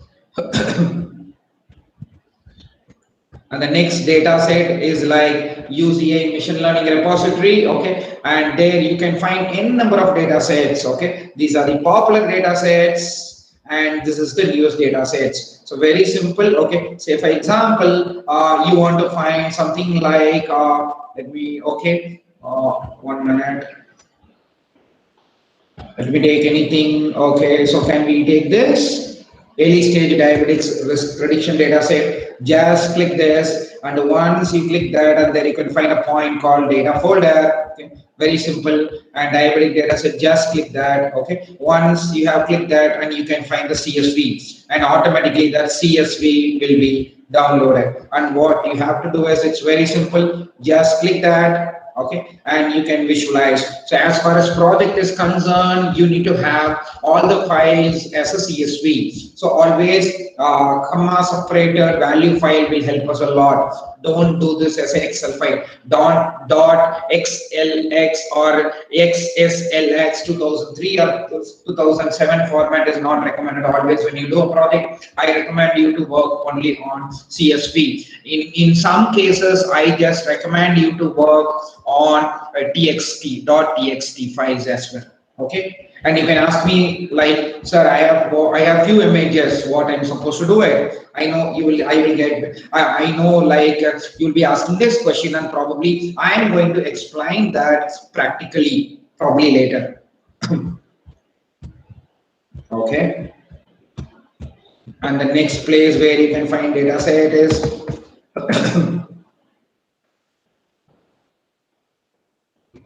this is my another favorite, Reddit. Okay, Reddit or data sets. There you can find n number of data sets. Okay, and the best part is like, okay, you can see that, see the data set was uploaded 10 days ago.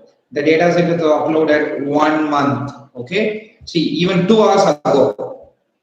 Can you see this?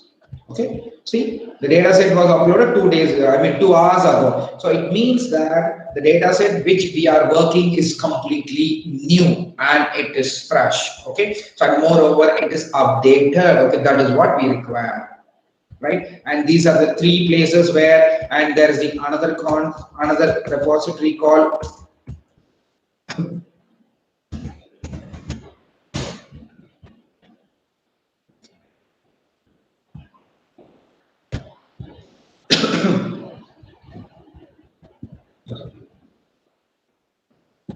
yes, please. Okay, you can find out there is another type called another repository called awesome public data set. Okay, and guys, why I am trying to emphasize these repositories, like all these repositories are free. You don't want to spend even a single penny. Okay, the only thing what you're supposed to do is, you whenever you do this or whenever you use this data in the journal publication, and you are supposed to cite their data set. Okay, that is the only requirement from that side, and apart from that, you don't want to do anything. It's all completely free. Okay, you can find any number of data sets from this in our some public data sets. Okay, you can find which category you want, right? See, if you want agriculture, you can find it out. If you want biology, you can find it out, right?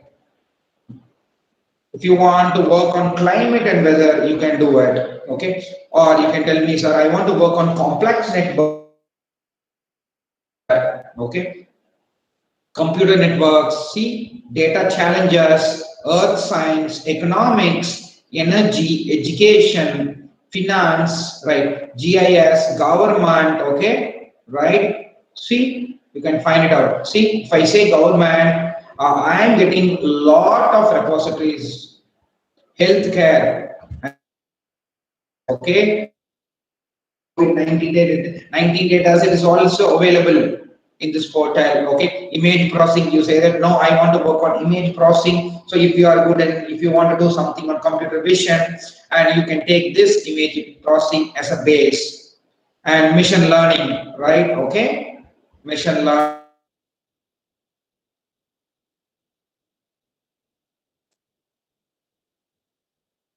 if you want to work on neuroscience, right? Okay, neurocomputing, you can use this data sets. And if you want to work on physics, okay, or you are keen on getting cancer data sets, no.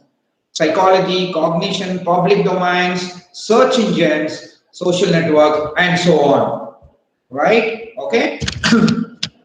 So I hope like now, okay. So I hope like now you are completely comfortable like how to fetch the data, okay, and where to fetch the data. That is very important. As far as data science is concerned, number one is fetching the data. So always you need to select probably what a good data. And I want to tell you like, and nowadays, and I cannot promise you like you can have all the values which you have expected in a single data set. No, that I mean, so that cannot be okay. So that cannot happen. Instead, what happens is like we can download more number of data sets, and we can merge data sets according to our need. Even that can be happen. Okay, and you can ask me, sir, previously you have told me like if we are using anyone's data set, we need to cite it. But if we are trying to make the data set of our own based on other data sets, you don't want to cite anything, and you can claim that that data set was particularly framed by you. Clear?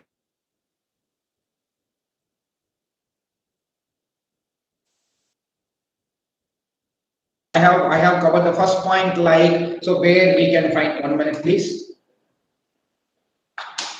like where we can find our data set. Okay, and the next thing is, so you can ask me, okay, now I have a data set. Data set is ready with me, and what's the next point? Our next point is like explanation of the data. So that is called EDA, exploratory data analysis. It means based on the data, I need to explore like what is missing and what I'm supposed to do, what kind of research or what kind of results I can do it, okay, for my organization. Okay, so you need to pick a question, okay, based on the data. And always, guys, I want to tell you like the question which you pick, it should be always researchable. It means you need to have answers based on your data. And you know what most of the data scientists will do is like they will try to pick a question, and they will do all the blah blah blah computations, and finally they will not find the answer. Okay, and because at the end point they will tell to me like, sir, sorry, I'm really sorry, like because I don't have enough data.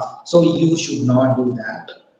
Okay, so after getting the data, you try to visualize that. Okay, try to explore your data. Okay, once that is done, and next what you have to do is you need to unify data. And I have told you folks like, see, you may not get the required columns, okay, for your research or for your work or for your need. Okay, so what you're supposed to do is try to download more number of data sets and try to pick the column which you like. Okay, so try to do that, and then unify multiple data sets, okay, if you have, and then try to have a single data set. Okay, and what is the next step? And after unifying, explore the data again and do some basic analysis. So try to ask more number of questions. So whether now I have the required data, okay, so try to have the questions and try to answer by your own, because I have told you like as far as data science is concerned,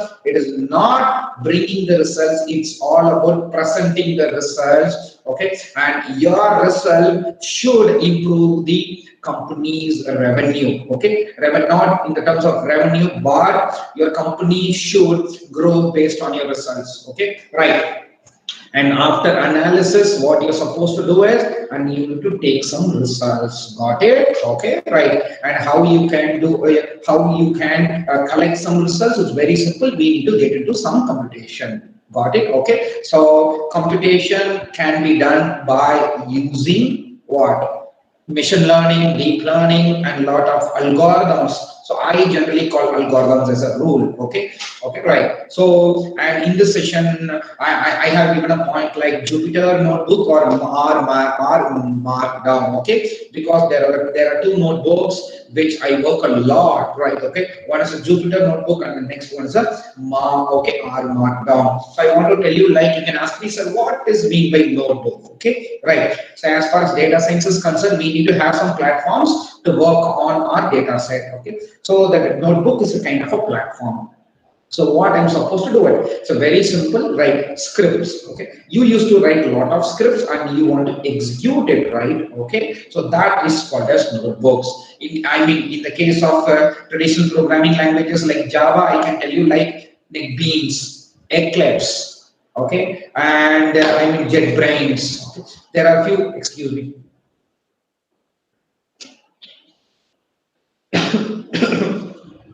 In the terms of traditional languages, traditional programming languages, we call that as IDEs. But as far as data science project is concerned, we call that as notebooks. Okay, and Jupyter notebooks, which I work a lot. And next one is R Markdown. Okay, I'm going to tell you each and everything. Right. And coming to the point. Okay, 1 minute.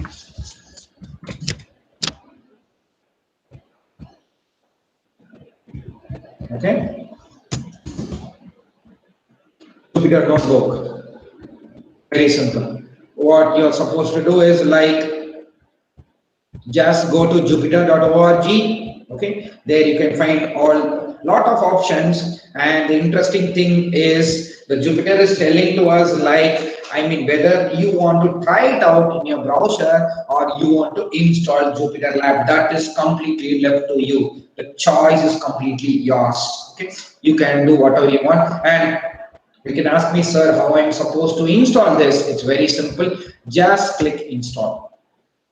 Okay, and there you can find the installation guide. Either what you can do is you can install by using Conda, or else you can use by using pip. Okay, these are the basic commands, right? Okay, this is one way of doing it. And the beautiful part of Jupyter notebooks is like, see, I'm just telling like I'm going to try it in the browser.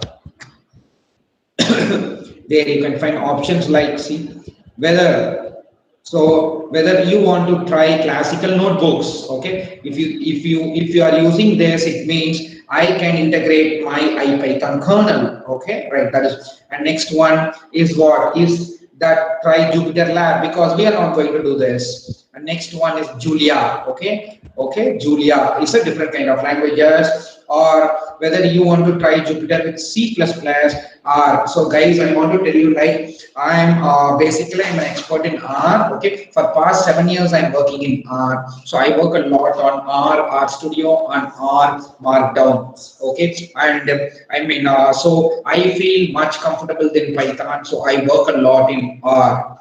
Okay, so these are the things where you can find it out. Just go back. Choice is completely yours, right? And this is what I want to tell you. Okay, voila. If you want to present your results, you want to transform your insights, like, okay, so hey, you can tell to your boss, like, hey, see, this is the data of our company, and out of this I have bought this result, and this result claims that this is the weakness of our company. We need to work on this. Okay, and what you can do is, right, either you can use a lot of data visualization tools, or you can use Voila. Okay, by using Voila, it's very easy for you to communicate your results. This is one thing. The next thing is, okay, yeah, see, 1 minute, please. Okay, see.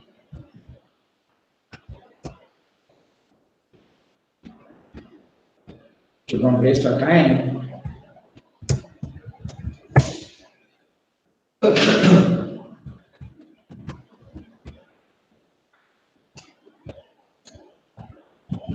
And the next one is R Markdown. Okay, it's very simple. You can ask me, sir, how I want to install this. It's very simple. Just download R. Okay, it's very simple. Just or just download R Studio. R Studio is nothing but R Studio is the IDE of R. You know what is mean by IDE. IDE is nothing but integrated development environment. Okay, just download R Studio. Okay, it's very simple. Now, I mean, R Studio is being already installed in my laptop. As I don't want to disturb its installation, I'm going to tell you from the scratch, like where you want to download it.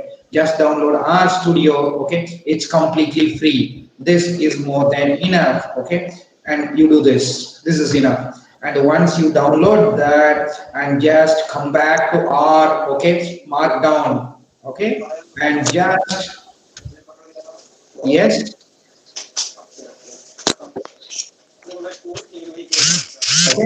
Okay, and just come here. Okay, and see.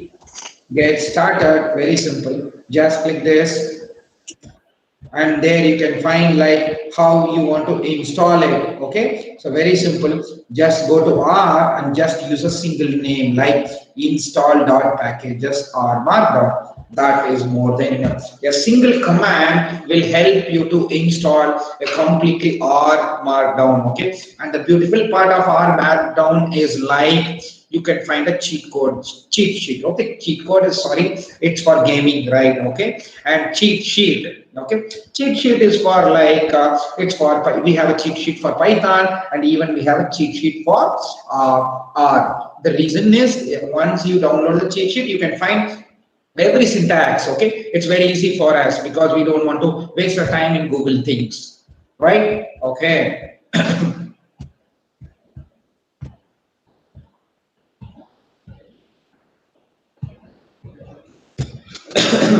Yes, and once this is done, yes, this workshop was in Python, and I want to tell you, like, if you want to work on any notebooks as far as Python is concerned. Okay, so I have come up with a slide like this is the first step. First step, you need to have some introduction on Python. That is very important. And in the second step, you need to learn data analysis and visualization. And in the third step, it's very important. It's called command line scripting. Okay, and the fourth step is like, sorry, this image is a GIF image. Okay, so it means it's automatically looped again and again.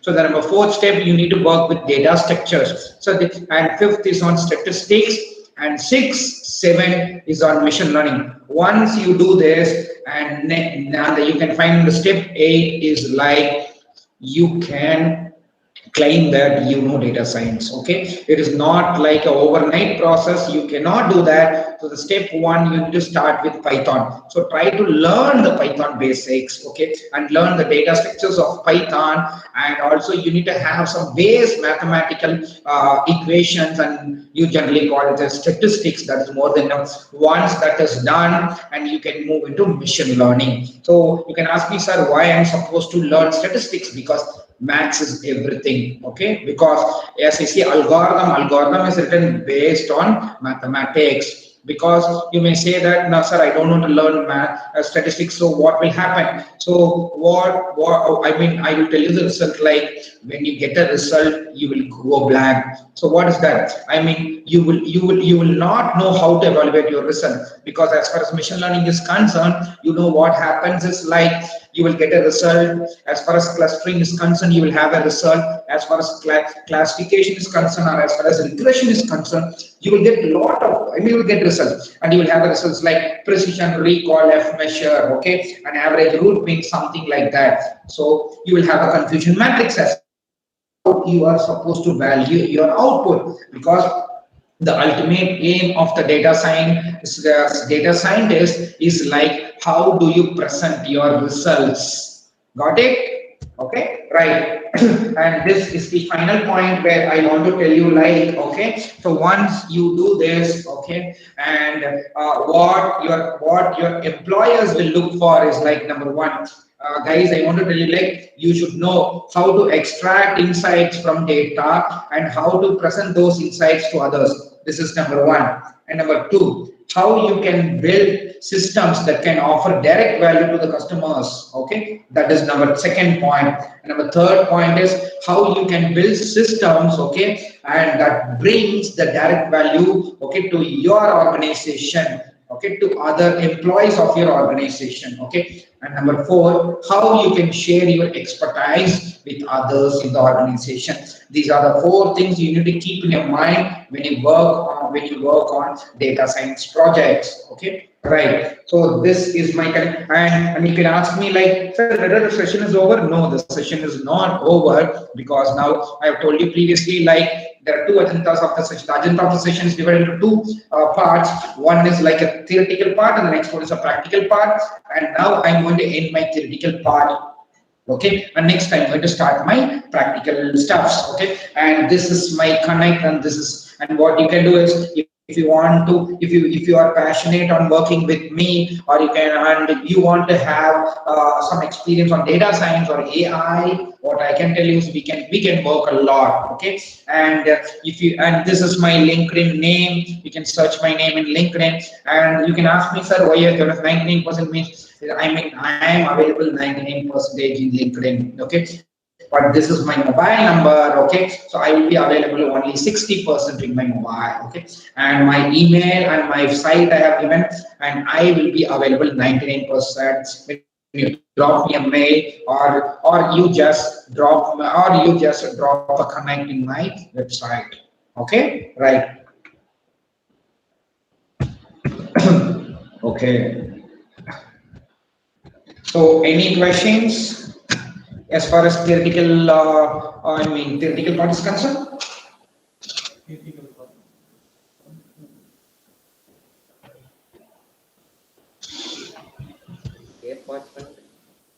No questions? Good evening, sir. Lakshman, sir. Very nice presentation. Yes, ma'am. I cannot hear you. Yes. I'm Uma from PSG, Coimbatore. Yes, ma'am. For your nice presentation, and now only we have started telling about Python and all those things, and you are jumping with Jupyter and all those things. Really, we are very wondered about all these things, and I want one guidance or brief about, since we are having UG and PG students, and can you give a brief overview about how what is the openings for UG and PG students of statistics department?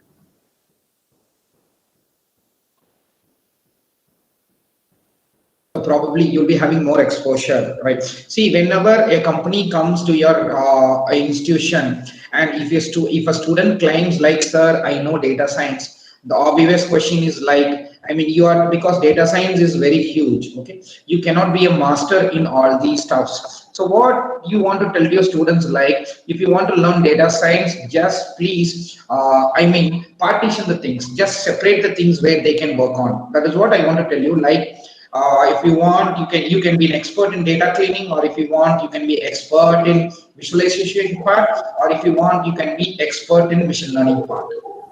So that is what you need to tell to your students. And whenever if you want to train your students, please give them a lot of projects. Yes, there are a lot of projects are freely available. If they don't want to spend even a single penny, it will be easy for you to catch up the things, ma'am. Okay, so thank you very much, and really, it's a great thing that you have given so many platforms in order to get the data, like Google and Reddit on those things. I seek your guidance also in future. Surely, I will contact you in Yes, ma'am. And another thing I want to tell you, like, thanks for reminding me. And I forgot to tell you another site which is called as Quandle. Because, I mean, this is the beautiful site where you can tell me, like, sir, I want to work on financial data, right? So where do I suppose to search for the data set? Okay, so this is the site where we can find a lot of financial data sets. Okay, so this Quandle site will definitely help us a lot. So this is the another site where you can find it out. Okay? All the data set you will get is generally for free. Okay. Yes, ma'am. So any other questions which I am happy to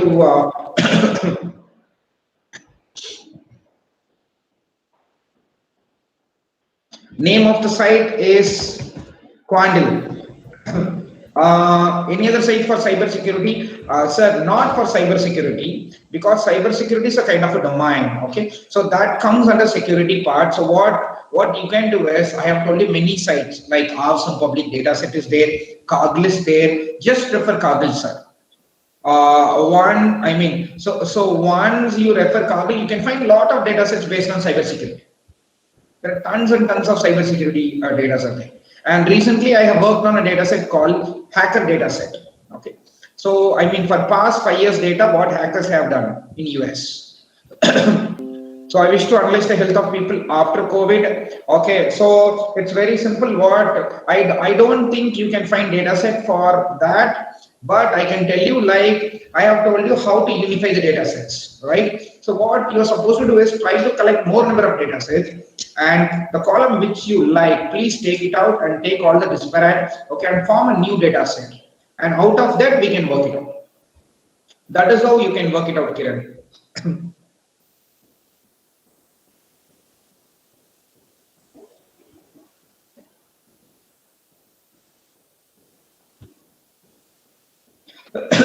How can we publish a paper with our own data sets? That is what I have told you. Like, so once you unify the data set, and that data set will automatically become your own data set, right? Okay, then you don't want to, cite it out in your paper. They will ask about benchmarking. See, I want to tell you, like, benchmark is completely different. Okay, benchmark is completely different because there are a lot of protocols are involved. Yes, as you know very well, the time is very short. Okay, so because I have only half an hour, right? So so I cannot speak a lot about benchmark. So I'm sorry to say this. So probably you want to have a discussion on this, you can connect me directly so we can have a discussion. So I will tell you what is benchmark and how you can claim that your data set is good. Okay, so I can help you out. So this will happen generally when you try to push your paper in IEEE or basically in any Q1 journals. Okay, so as your paper was rejected based on the benchmark, so we can discuss. So the websites you told provide, yes, Shiva, yes, I want to tell you, like, the website which I have given you is, so you cannot find none of the fake data sets because they offer challenges and they offer money for that also. Once you are capable enough of solving that, okay, you will have a challenge called, it's called a data challenge. You have a different data cleaning challenge is there, data storing challenge is there, okay, and even data end-to-end, okay, end-to-end project challenge is there. Okay, human data science. Okay, so I don't understand, Arshad, what you are trying to mean, right? So human data science, no, what does it mean? So what are the specific columns you are looking for?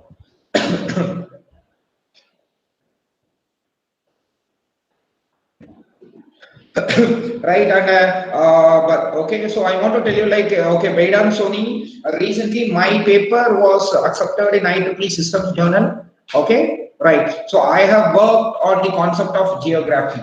Okay, so I have worked on how to bring virtualization, into this geography concepts. So I worked on that. So Arshad, coming to a health related data set. See, again, I'm asking you, health is huge.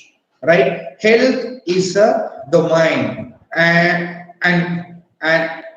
you need to pick the topic. Okay, that is very important. So you need to pick the topic. I have told you, like, domain what you have selected is healthcare and health related data set. You have tons and tons of what data sets. And you need to be particularly specific on that. For example, you are asking me, sir, I want to work on diabetics. Yes, you can. So I want to work on hypertension. Yes, you can do that. Or you want to work on cancer. Yes, you can do that. Okay. So these are the few things where so picking a topic is very vital as far as data science is concerned. Right?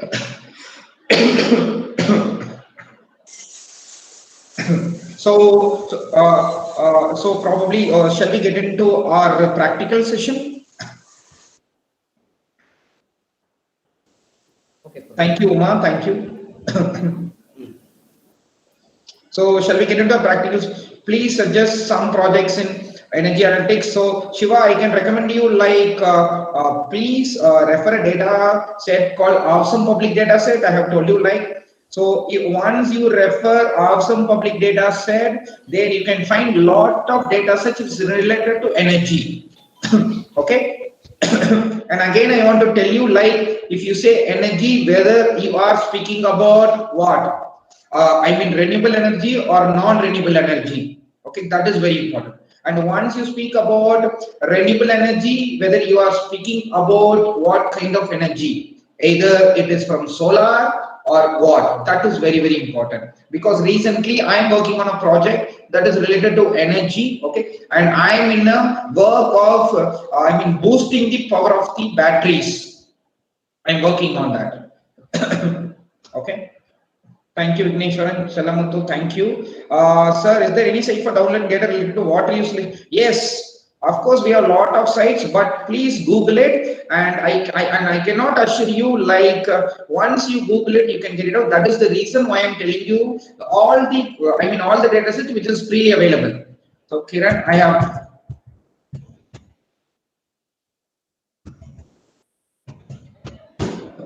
This is my number.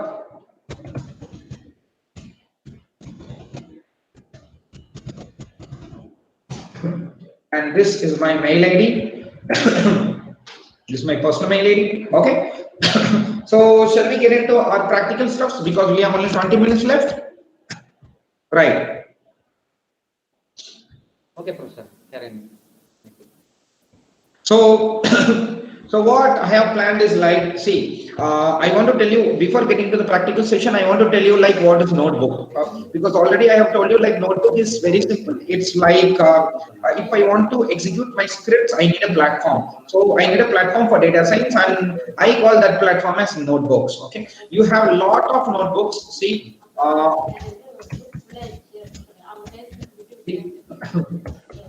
if you just type as data science notebooks, okay, what you are getting?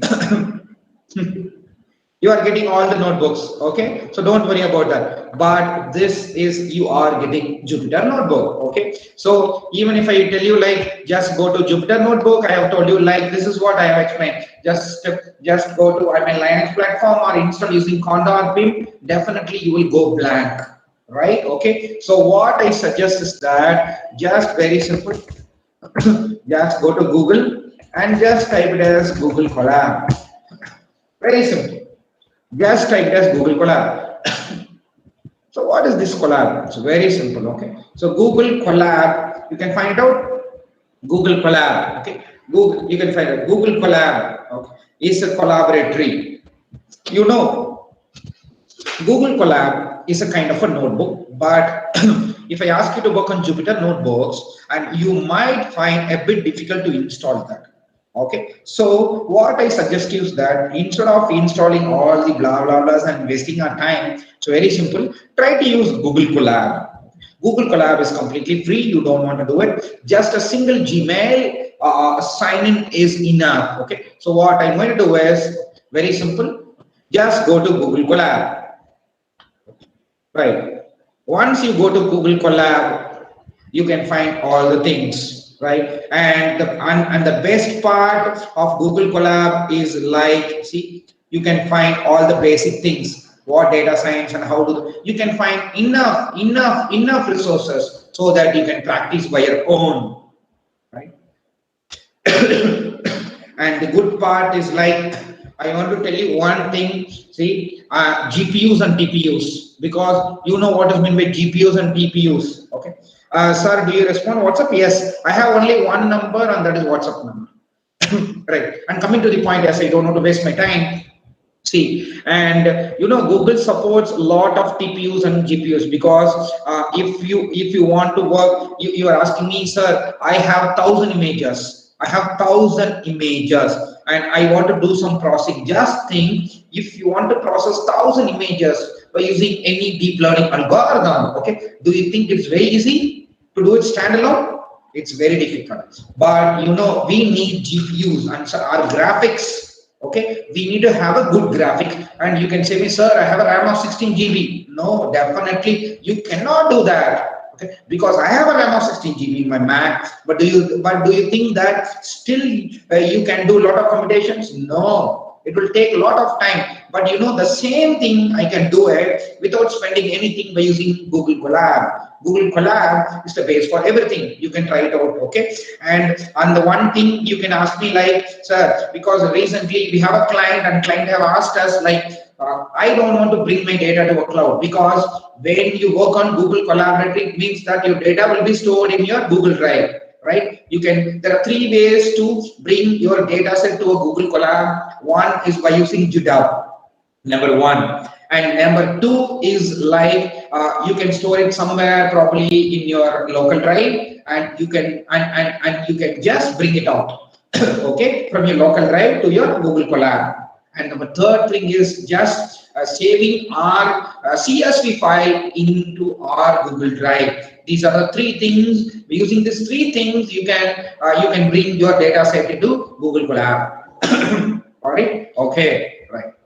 So I recently I want to share you that one of my client, okay, one of our client, not my client, okay, my friend's client, but they had a problem. So I was supposed to, help into that, because I'm helping a lot of industries. I'm like industry consultant as well. So coming to the point, like, so they are having the data of around, I want to tell you like 25 GB. That's 25. I just recognize 25 GB, and they're telling me like they don't want to have that in your cloud. So what I'm supposed to do is very simple, is like we want to find another platform. So that is a standalone platform. That is where the companies like NVIDIA, okay, NVIDIA. You have heard about NVIDIA. So NVIDIA is there, right? So so the investment is probably a lot, where I don't want to discuss much on this. Okay, so if you want to do some processing where you don't want to put your data into a cloud, you need to go for some setup. Or else if you feel that no, I'm in a learning phase and I want to learn a lot, and I can recommend you like Google Colab is more than enough.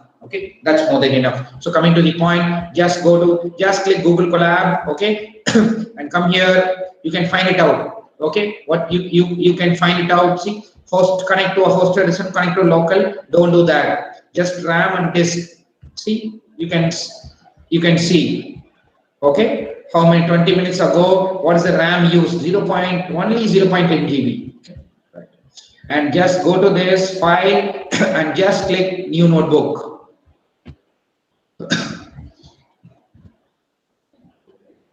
So based on your internet speed, all the scripts will be executed. That's it. Very simple. Okay. And what you can do is you can find it. The extension is IPYNB. Okay. So IPY is nothing but the Python extension. NB is nothing but the notebook. Right. Okay. And the next beautiful part is like, see, you are doing some scripts. Okay, you can do how many number of scripts? No problem. You can do any number of scripts. Okay, you can do whatever.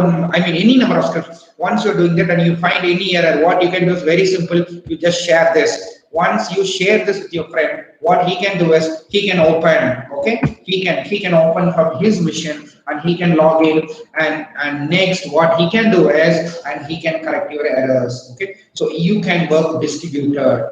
Okay, you can work in the distributed environment. And once you just click connect, once you open a new notebook, you want to connect it. That is very important. Just click connect, because it will be connected to your local machines. Okay, that's it.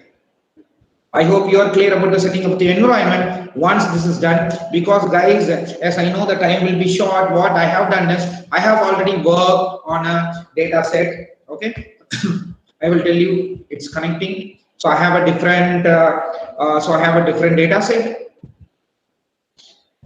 Okay.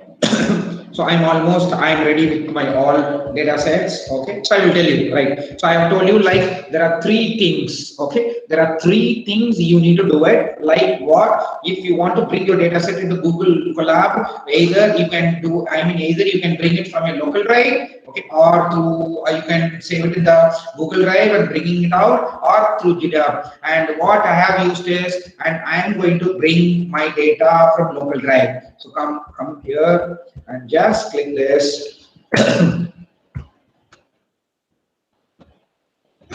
right? Can you find it out? Once I click this, you know what happens? Okay, you are getting a file called choose file and cancel upload. Okay, you can do that.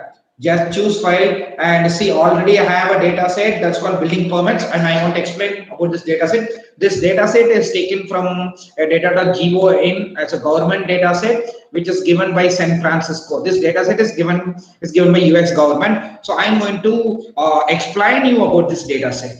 Okay, right. So once I click this, I just click data, click, and I want to tell you, like, see, the size of this data set is around 79 MB. Okay, so now it's only 0%. So it will take time for us to do it. Okay. So just leave this. So that I have done it. Okay, so I have just uploaded it. Okay, so once I have just uploaded the data set, and the next thing is like I'm using NumPy, because I have told you, like, once the data set is received and I need to do some computation, and I have told you mathematics is the base for everything, and without algebra, you know, nothing is going to happen. So I'm going to use packages called NumPy. So I'm going to import it. Okay, you can ask me, sir, where it is? This is automatically inbuilt in the notebooks, inbuilt in the Collab. So I'm going to use that inbuilt functions. So generally we call that as function. So I want to tell you, like, it is very similar, like hash include studio.h or hash include Konya.h. When it's come to Java, it's very simple, like import java.io or import java.util packages. So it says like import NumPy and import pandas. And you can ask me, like, sir, why you are using pandas? Pandas is for data frame, okay? Because when I bring my CSV, sorry, all the CSV files will be stored as the data frames, okay? So that data frames we generally compute data frames by using pandas, okay? So I'm going to use pandas as PD, right? And the next thing is I'm going to read the San Francisco building, and the name of my CSV is building, okay? And I'm going to read my CSV. For that, I'm going to use a variable called SF, permits, right? And next one, what I'm going to do is I'm going to just print it. So it means that what C0 is being, and I'm going to use my data set, okay? And my data set can see, it means what I can, I can readily permitted to do any kind of computation from zero, from that is called C0, and even I can do all the things random as well. That is why NP is nothing but NumPy, okay? And once I do this, just click this. You need to see, I want to tell you, like, this is called cells, okay? And you want to execute each and every cell individually. And once that is done, and what I'm going to do is, and I'm going to check the sample of only 5 records. Okay? I'm going to check the sample of only 5 records, and I'm going to do this. Can you see this? Only 5 records. 1, 2, 3, 4, 5. And I'm going, and we are going to visualize this. Like, see, can you see this? Lot of missing values. Street number suffix NAN. Okay, is not available. Unique suffix NAN is not available. Complete data. So structural notification. So many things. Okay. So we can find out of this file, many things are NAN. NAN means it's what? It's not available. So it means that I have told you, like, what? If you want to bring good results, if you want to make some, make some promisable outcomes, so the data should be clean. So we are going to work on data cleaning part now. Okay. So here I have written a set of codes, right? Because if I want to execute this project, at least I need to have 1.5 hours. Okay, because I need to type on each and everything. Okay, for the time constraint, I have done it already. Okay. So this is nothing but I'm going to print it how many cells are there, okay, and I'm going to print it and how many missing counts is there. For that I have just used null is a default function, and I'm going to count it all the functions. So that is called sum, okay, and I'm going to find it out in the missing, total missing. So I'm going to execute it. So once I execute it, you can find it out. The San Francisco permits dataset contains 26.64% missing values. That is very huge. Out of 100%, my 26% is missing. So this is very bad. We need to clean it. And I have already shown in the dataset, like, out of all my street number, suffix, and zip code, I'm going to clean it. Okay, because there are a lot of missing values, but for our research, but for our presentation, I'm going to take only two things. One is called street number suffix and zip code. I'm just going to execute it. And once I execute it, I'm getting it. There are 5,930 records, okay, and 48 records are missing in out of this. So now I'm going to remove this, okay. See, and even for your convenience, I have worked on the percentage. Okay, so what is the missing count of, okay, what is the missing count of street number suffix? I have worked it and I have rounded it out. Okay, so I'm going to execute this. Can you find out missing? Okay, percentage of missing data in street number suffix is 99%, which is unacceptable. Okay, your company, your boss will not accept this. Okay, and what is the missing data in data column? It is 0.8. That is okay, but as far as my experience concerned, you should not. Okay, you should not find even a single missing value.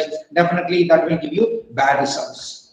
So what I'm going to do is I'm going to use a drop n. Okay, so if I found any NA, okay, so what I'm going to do is I'm going to drop NA, all the NAs. Okay, I'm going to drop everything, right? And after dropping, there you can find I'm going to clean the columns, because I'm least worried about the rows, because I'm going to see only the columns. That is, columns is very important. Okay, so I'm going to execute all the columns.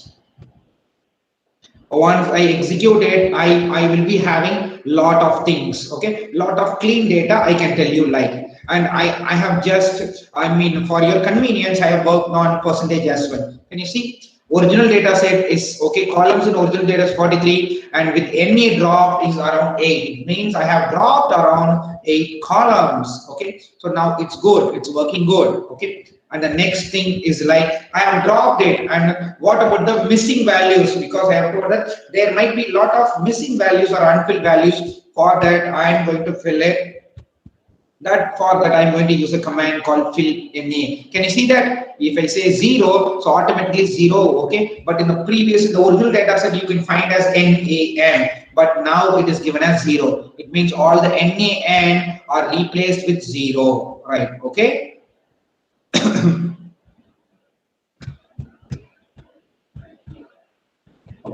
So I want to tell you, like, are you okay with this?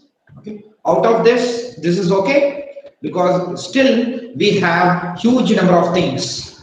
Okay, but okay, but I don't want to, because we need another at least another 1 hour to 1.5 hours to discuss about this. So what I have connected is, like, I have told you, like, how to, I mean, how to find the missing values and how to clean it. Now you can find this, our data is somewhat clean.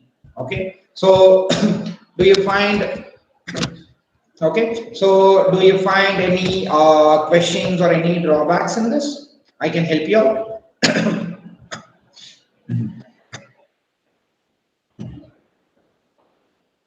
So I just recommend you to use Google Collab. So any doubts? So please inform regarding outliers. Sorry? Sir, like missing values and non-values affect our data and data analysis a lot. Similarly, outliers affect our data analysis a lot. So what can we do in case of outliers? Ma'am, actually, no, no, it is no, ma'am. I'm not completely clear, ma'am, because no, even I don't have the habit of using headset as well. No. If you don't mind, can you please repeat the question? I think you will not mind. So you mean to say that you have some outliers in your data set and you want to just remove that, right? Yes, sir. I want to ask regarding outliers only. Like we removing value, we have NaN values, we remove that also. For the cleaning part, we go for the outliers because outliers affect our data a lot. Like mean will be affected a lot. So in case of outliers, what we do, how we process the data? Yes, so very good question. I want to tell you, like, see, when you speak about outliers, so generally you will be having some criteria. See, I want to tell you, like, if you have a value like 10, okay, so you have a constraint like the values which are closer to 10, okay, I can accept that value, but I have a condition like how much the value will be closer to 10. Say, for example, you have a value of 10 and you're saying that anything values, okay, any difference of 2, not greater than 2 can be considered. So what 10, if I say 11, 12 and 10, I mean 9 and 8 can be considered, right? And others, in your case, you call that as outliers. So based on some criteria, you define your outliers, correct, ma'am? So that is completely based on your criteria. For that, we need to write a script, ma'am. Ma'am, we need to write a script. That's it. Very simple. We generally get outliers from box plot. So box plot gives us the outliers. If we use box plot, so box plots actually give us regard to getting the outliers. These observations are my outliers. How to tackle that particular data? What kind of cleaning procedure or what we do with the outliers? Do we replace it by some other value, or do we generally do some other thing with the data? Okay, so I got your point. Like, so I mean, to answer your question, what we need to do is we need to explore your data. Okay, once the data is exploded, what we can do is generally you say outliers, and you'll be having outliers in any of the columns, right? Okay, so what we can do is we can drop that particular column. If you find that particular column, particular values outliers, one way is dropping your column. Okay, and the next thing you can ask me, no sir, it is not in a particular column, it is available everywhere. Then what we have to do is we need to write our own script based on some conditions. Once that is done, then we can remove our outlier. That is easily done, ma'am. That is not a great deal. It is not like previously, like where we need to do a particular project for outliers. That can be done, ma'am. Easily. Can I add some point? Sir, I cannot hear anything. I'm Professor Rajagopal. Can I add some point? Yes, sir. Yes, sir. Thank you, sir. Nice. I was hearing at a lecture, and this Taruna Kumar's thing I want to address. See, he talked about healthcare also, and I find this outlier is very, very important. Yes, sir. Actually, I find you can make a good journal paper on outliers itself. That becomes a case report. I have published at least 2-3 papers along with the American Society of Nephrology. The outliers are very interesting for the domain experts. Why it happens? It not only box plot, Mahalanobis distance is making out very clearly, and the outlier also comes out from our control chart. Simple 3 sigma limits is saying. So what is it? It tells the challenge to a domain expert, can there be a specimen like that, or is it a measurement error? If that is explored comparatively with others, that itself become a better report than the main report, because such questions are wow questions for the domain people.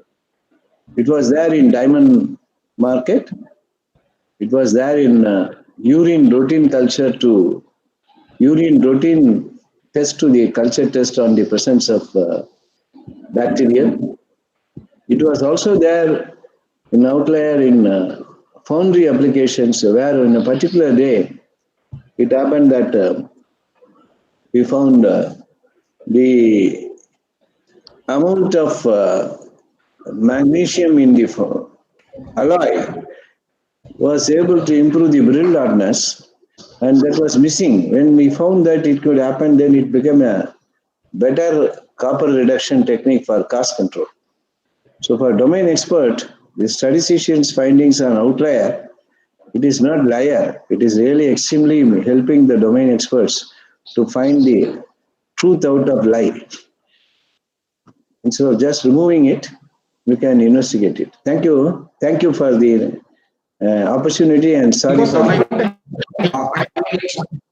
is very important. Based on the scenario, we need to check. Example, like if they are getting into a classification problem or clustering problem. So based on that, what we can do is we can work on outliers. So based on their domain, we can work closely on outliers. Thank you so much, both, sir. Thank you so much. Thank you, ma'am.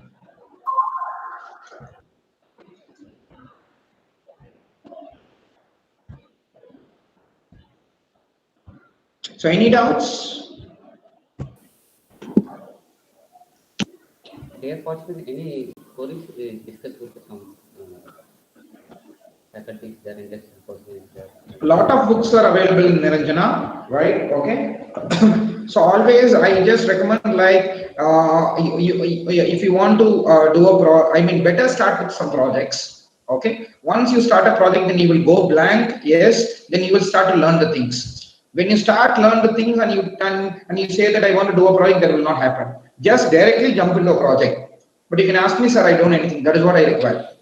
You just jump into a project and you will go blank, you don't know what to do, then you will start learning. Okay. Though I generally recommend always bottom up, okay, bottom up approach, not top down approach. You guys can connect me very well, right? Okay, we can work on a lot of projects.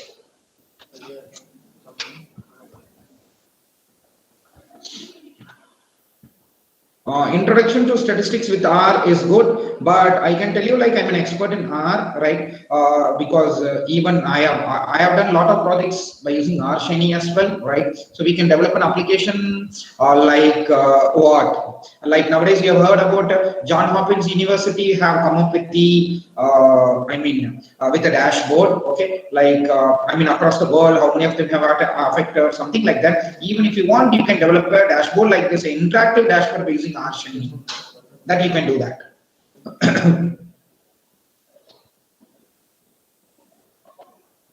Please suggest some courses. To be honest, I'm completely unaware about that. I'm completely unaware about the courses. Please, I'm sorry for that. Okay, so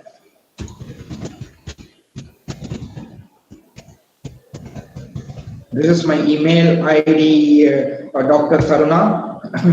So I want to do a project in sentiment analysis, good, and come up with a positive and negative impact. So what is the main statistical algorithm to be used? Okay. So as you said, you come up with the sentimental analysis, so positive and negative. Whether you just tell me whether you are working on emotional intelligence, because that is very important. Okay, because you know very well there are a lot of positive and negative impacts are there. Whether you are working on emotional intelligence, then we can because even you can use clustering, classification, and association as well. But the important point as far as sentiment analysis is concerned is you need to understand how questionnaire can be converted into a data set by using sentiment analysis. That is the biggest part. You need to know about that. I have been using, yes, I use Slack, but no, the Slack is completely different. Okay. We do collaborative projects. That is what I have told you. Even if you want to do projects, if you want to have a discussion, you can use it. Collab. Collab is okay. How to work with larger image data sets, how to, that is what, even that is very simple, Chaitra. Okay. Google Collab will support you. Because it can help you to overcome the problem of GPU and TPUs. So no need to worry about that.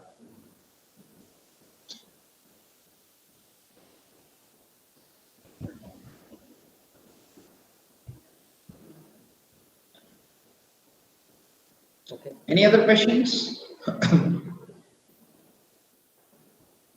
Movie reviews, yes, movie. For a beginner, you can work on movie reviews, iris data sets.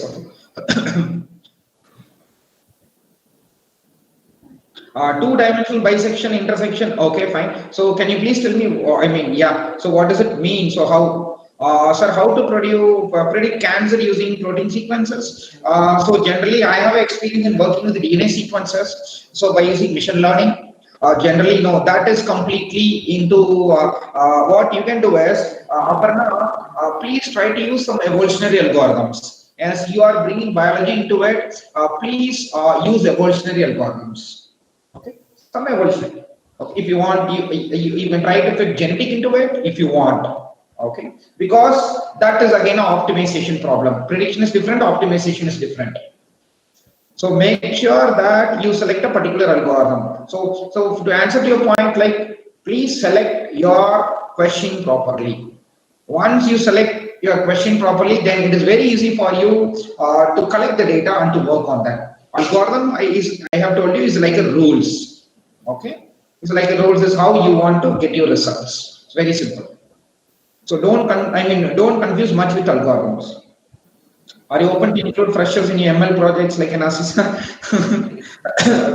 Valen, right? So right now because we don't pay. Okay, so no, we don't do. If you want, I can give you some assignments. You can learn. I can help you out. That's it. Okay. Thank you, sir. I am working in the same area. Will be more than happy to collab. Thanks. Sure, Neha. Right. So I have given my contact number. I have given my my mail ID. You can connect me in WhatsApp. Okay, no problem. I am. Thank you. Any other questions? I'm happy to address you. Hello. Hello. Thank you. Sir, any more questions? Otherwise, time is more. Professor, any next speak out some few minutes, 5 minutes? Professor, I cannot hear you. Yeah, I cannot hear you. Any learners? Okay, well, I can understand. Professor, your voice is too low. Your voice is completely low, so I cannot hear you anything. Oh, okay. Thank you, Professor.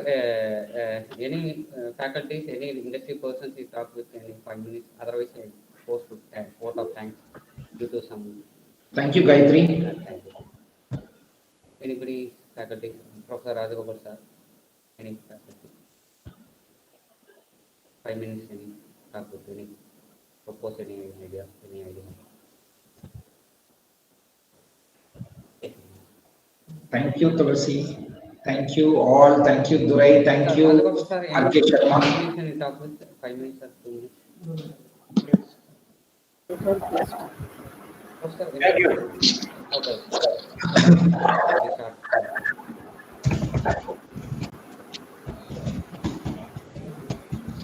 Hello. Yes, ma'am. Yeah. Sir, good evening, sir. Good evening, ma'am. Sir, how to work with protein sequences for detecting the cancer, sir? Yes. So, lot of things are there, ma'am. Actually, so first understand your data and understand the sequence. Once you have understand the sequence, then what you can do is use some machine learning algorithms. Okay. Then try to predict it. When you say prediction, it's nothing but regression. Okay. So you need to find it out which regression suits you well. Hello. Got it? Because there are a lot of regressions available. So based on your requirement, you can choose the available algorithms, or you can go for any hybrid algorithms. Okay. Have I answered your question, ma'am? Yes, sir. And which model can you suggest? Any model, like it is like classifying normal and abnormal, or whether the patient is affected or not? No, ma'am, it is not like that. It's completely depends on your intention. Because again, I'm telling you what I used to suggest to my scholars is like research scholars is like, please define your own problem. You should not depend, a problem with others. That is completely. You should not do that, ma'am. So you try to work on your problem, ma'am. Then we can think about the answers. Regarding answers, we can have a discussion. But problem should be always yours. Okay, sir. And sir, like in the wireless communication applications like polar ports, where we have successive cancellation list decoding, the decision tree we have, where that decision of channel, good channel or bad channel is taken based on the probability. So which model can you suggest for that SCLD decoding method in polar port? No, ma'am, because ma'am, that is what I'm telling you. I need to see the data and I need to check your question. Okay. Okay. Yes, ma'am. At this, Rubika, already I have shared my LinkedIn. It's Lakshmana Kumar. Hello. It's Lakshmana Kumar Ramaswamy. Okay. This is my LinkedIn profile. Yeah. Ma'am, okay, ma'am.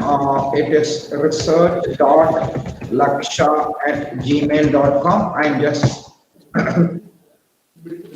and this is my contact number.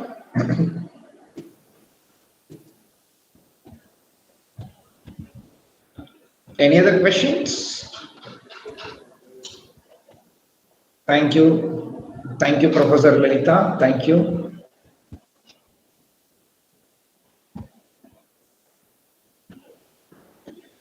Okay, I think, Gandhi sir, the question is done. So everything is done, I believe. Thank you, Kadirvel. Thank you, Ansari. Right. Thank you all. If you have any queries, what you can do is, so probably you can connect me in person. Okay? Right? Fine. Thank you, Ankita. Thank you, Yogan. Thank you all. Thank you. See you later. Bye-bye. Professor hearing? Hello? Hello? Hearing. Sir, are you hearing?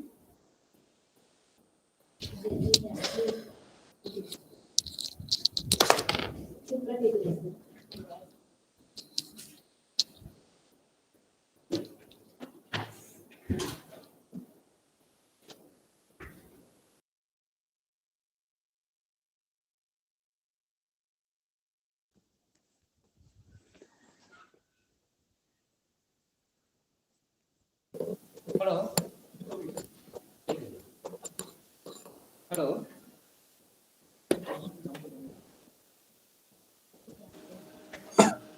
Sir, are you hearing, sir?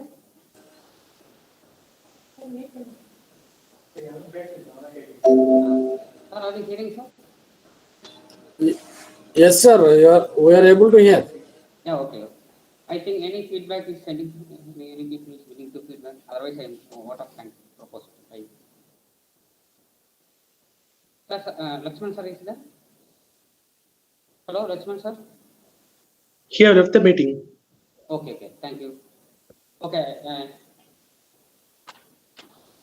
So right now I have proposed a vote of thanks.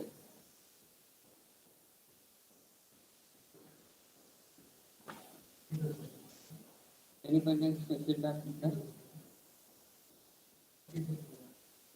Okay, thank you very much. So I'm happy to see the successful of the international webinar 2 days. International webinar on data science using Python and associated with living legends Professor Sierra century birthday celebration. A lot of people is participated around for 40,000, 4,000 people registered the international webinar of this program. And I associate with a lot of people and the link with Indian Institute of Science and Indian of IITs. So right now we propose a list of faculties. Dr. Katerina Martina lectured data science, decision science, science and engineering faculty, Queensland University of Technology, Australia. The topic for data analytics, a roadmap from data analytics to human understanding of predictions. Dr. Katerina is a lot of work with BMC editors. Document and otherwise IEEE papers. And another second session of Dr. Yogesh Simon, Associate Professor, Department of Computation and the Data Science and Indian Institute of Science, Bangalore. The topic for role of big data in science and society. I would like to congratulate for thanks to a lot of given the valuable function, valuable information. And Dr. Pawan Linkes, Professor and the Director, Department of Computing Science, Saint Mary University, Canada. The focus of the area advances in rough and soft clustering, meta clustering, dynamic clustering, data stream clustering. Also IIT alumni persons. And next, Dr. I would like to Dr. Dinesh K. Viskarama, Associate Professor, Department of Information Technology, Delhi Technology University, Delhi. The focus for information production on a web portal and the social media methods, the role of the data science with the persistent applications. I would like to Professor Dibesh Kundu, Professor Department of Mathematics and Statistics, Engineering of Kanpur. The focus of latest of statistical signal processing and application related.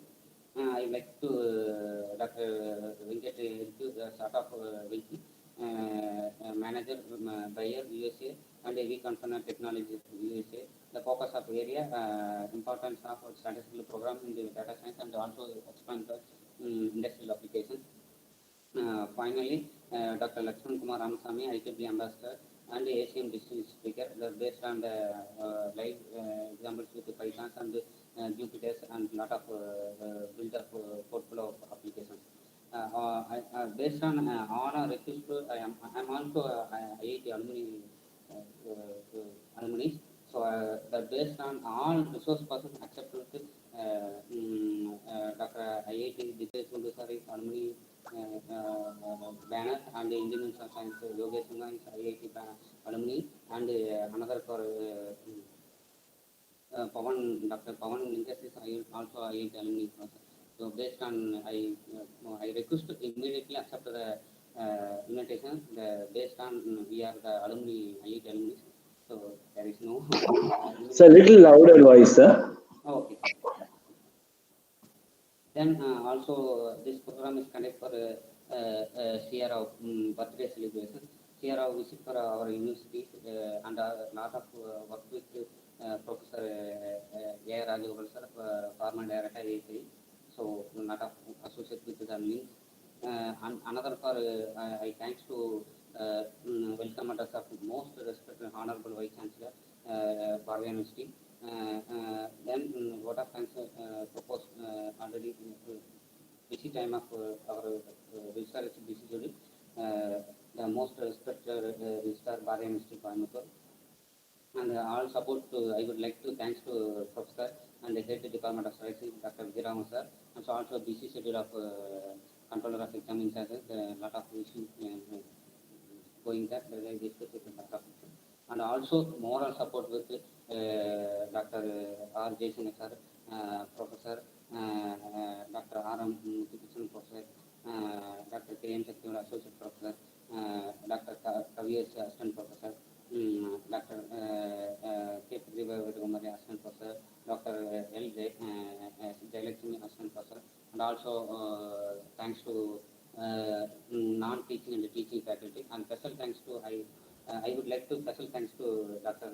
S. Devi Madam, Professor and the Department of Computer Science, Bharathiar University, Coimbatore, Associate Moral Support Inclusion, and I thanks to all university authorities, management and finance sectors, technically, non-technically, stocks, and also technically that most of thanks, and once again thanks to valued participate for other people's India and other than countries for also international participation of participated 2 days webinars.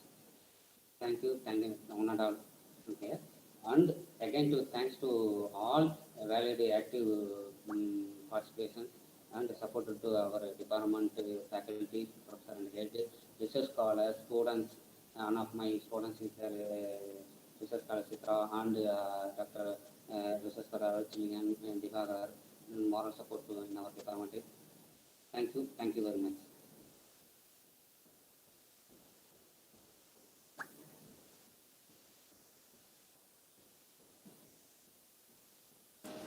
Sir, when can we expect the certificates, sir? Yeah, next week we expect.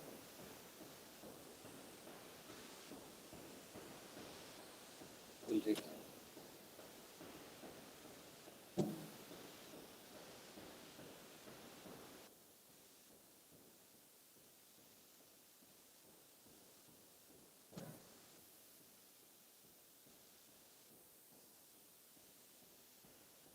Okay, thank you very much.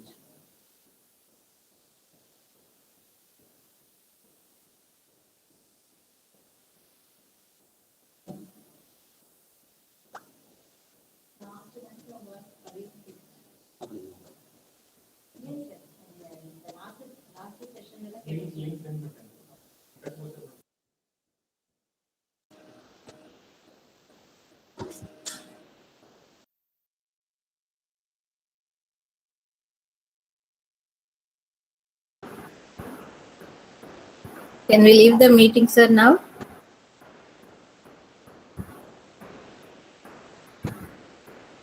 Yes, ma'am. Your program is complete. Thank you for participation. Thank you so much to all participants.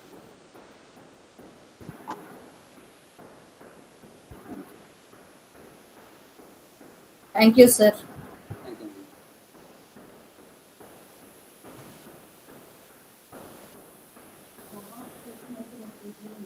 Hmm.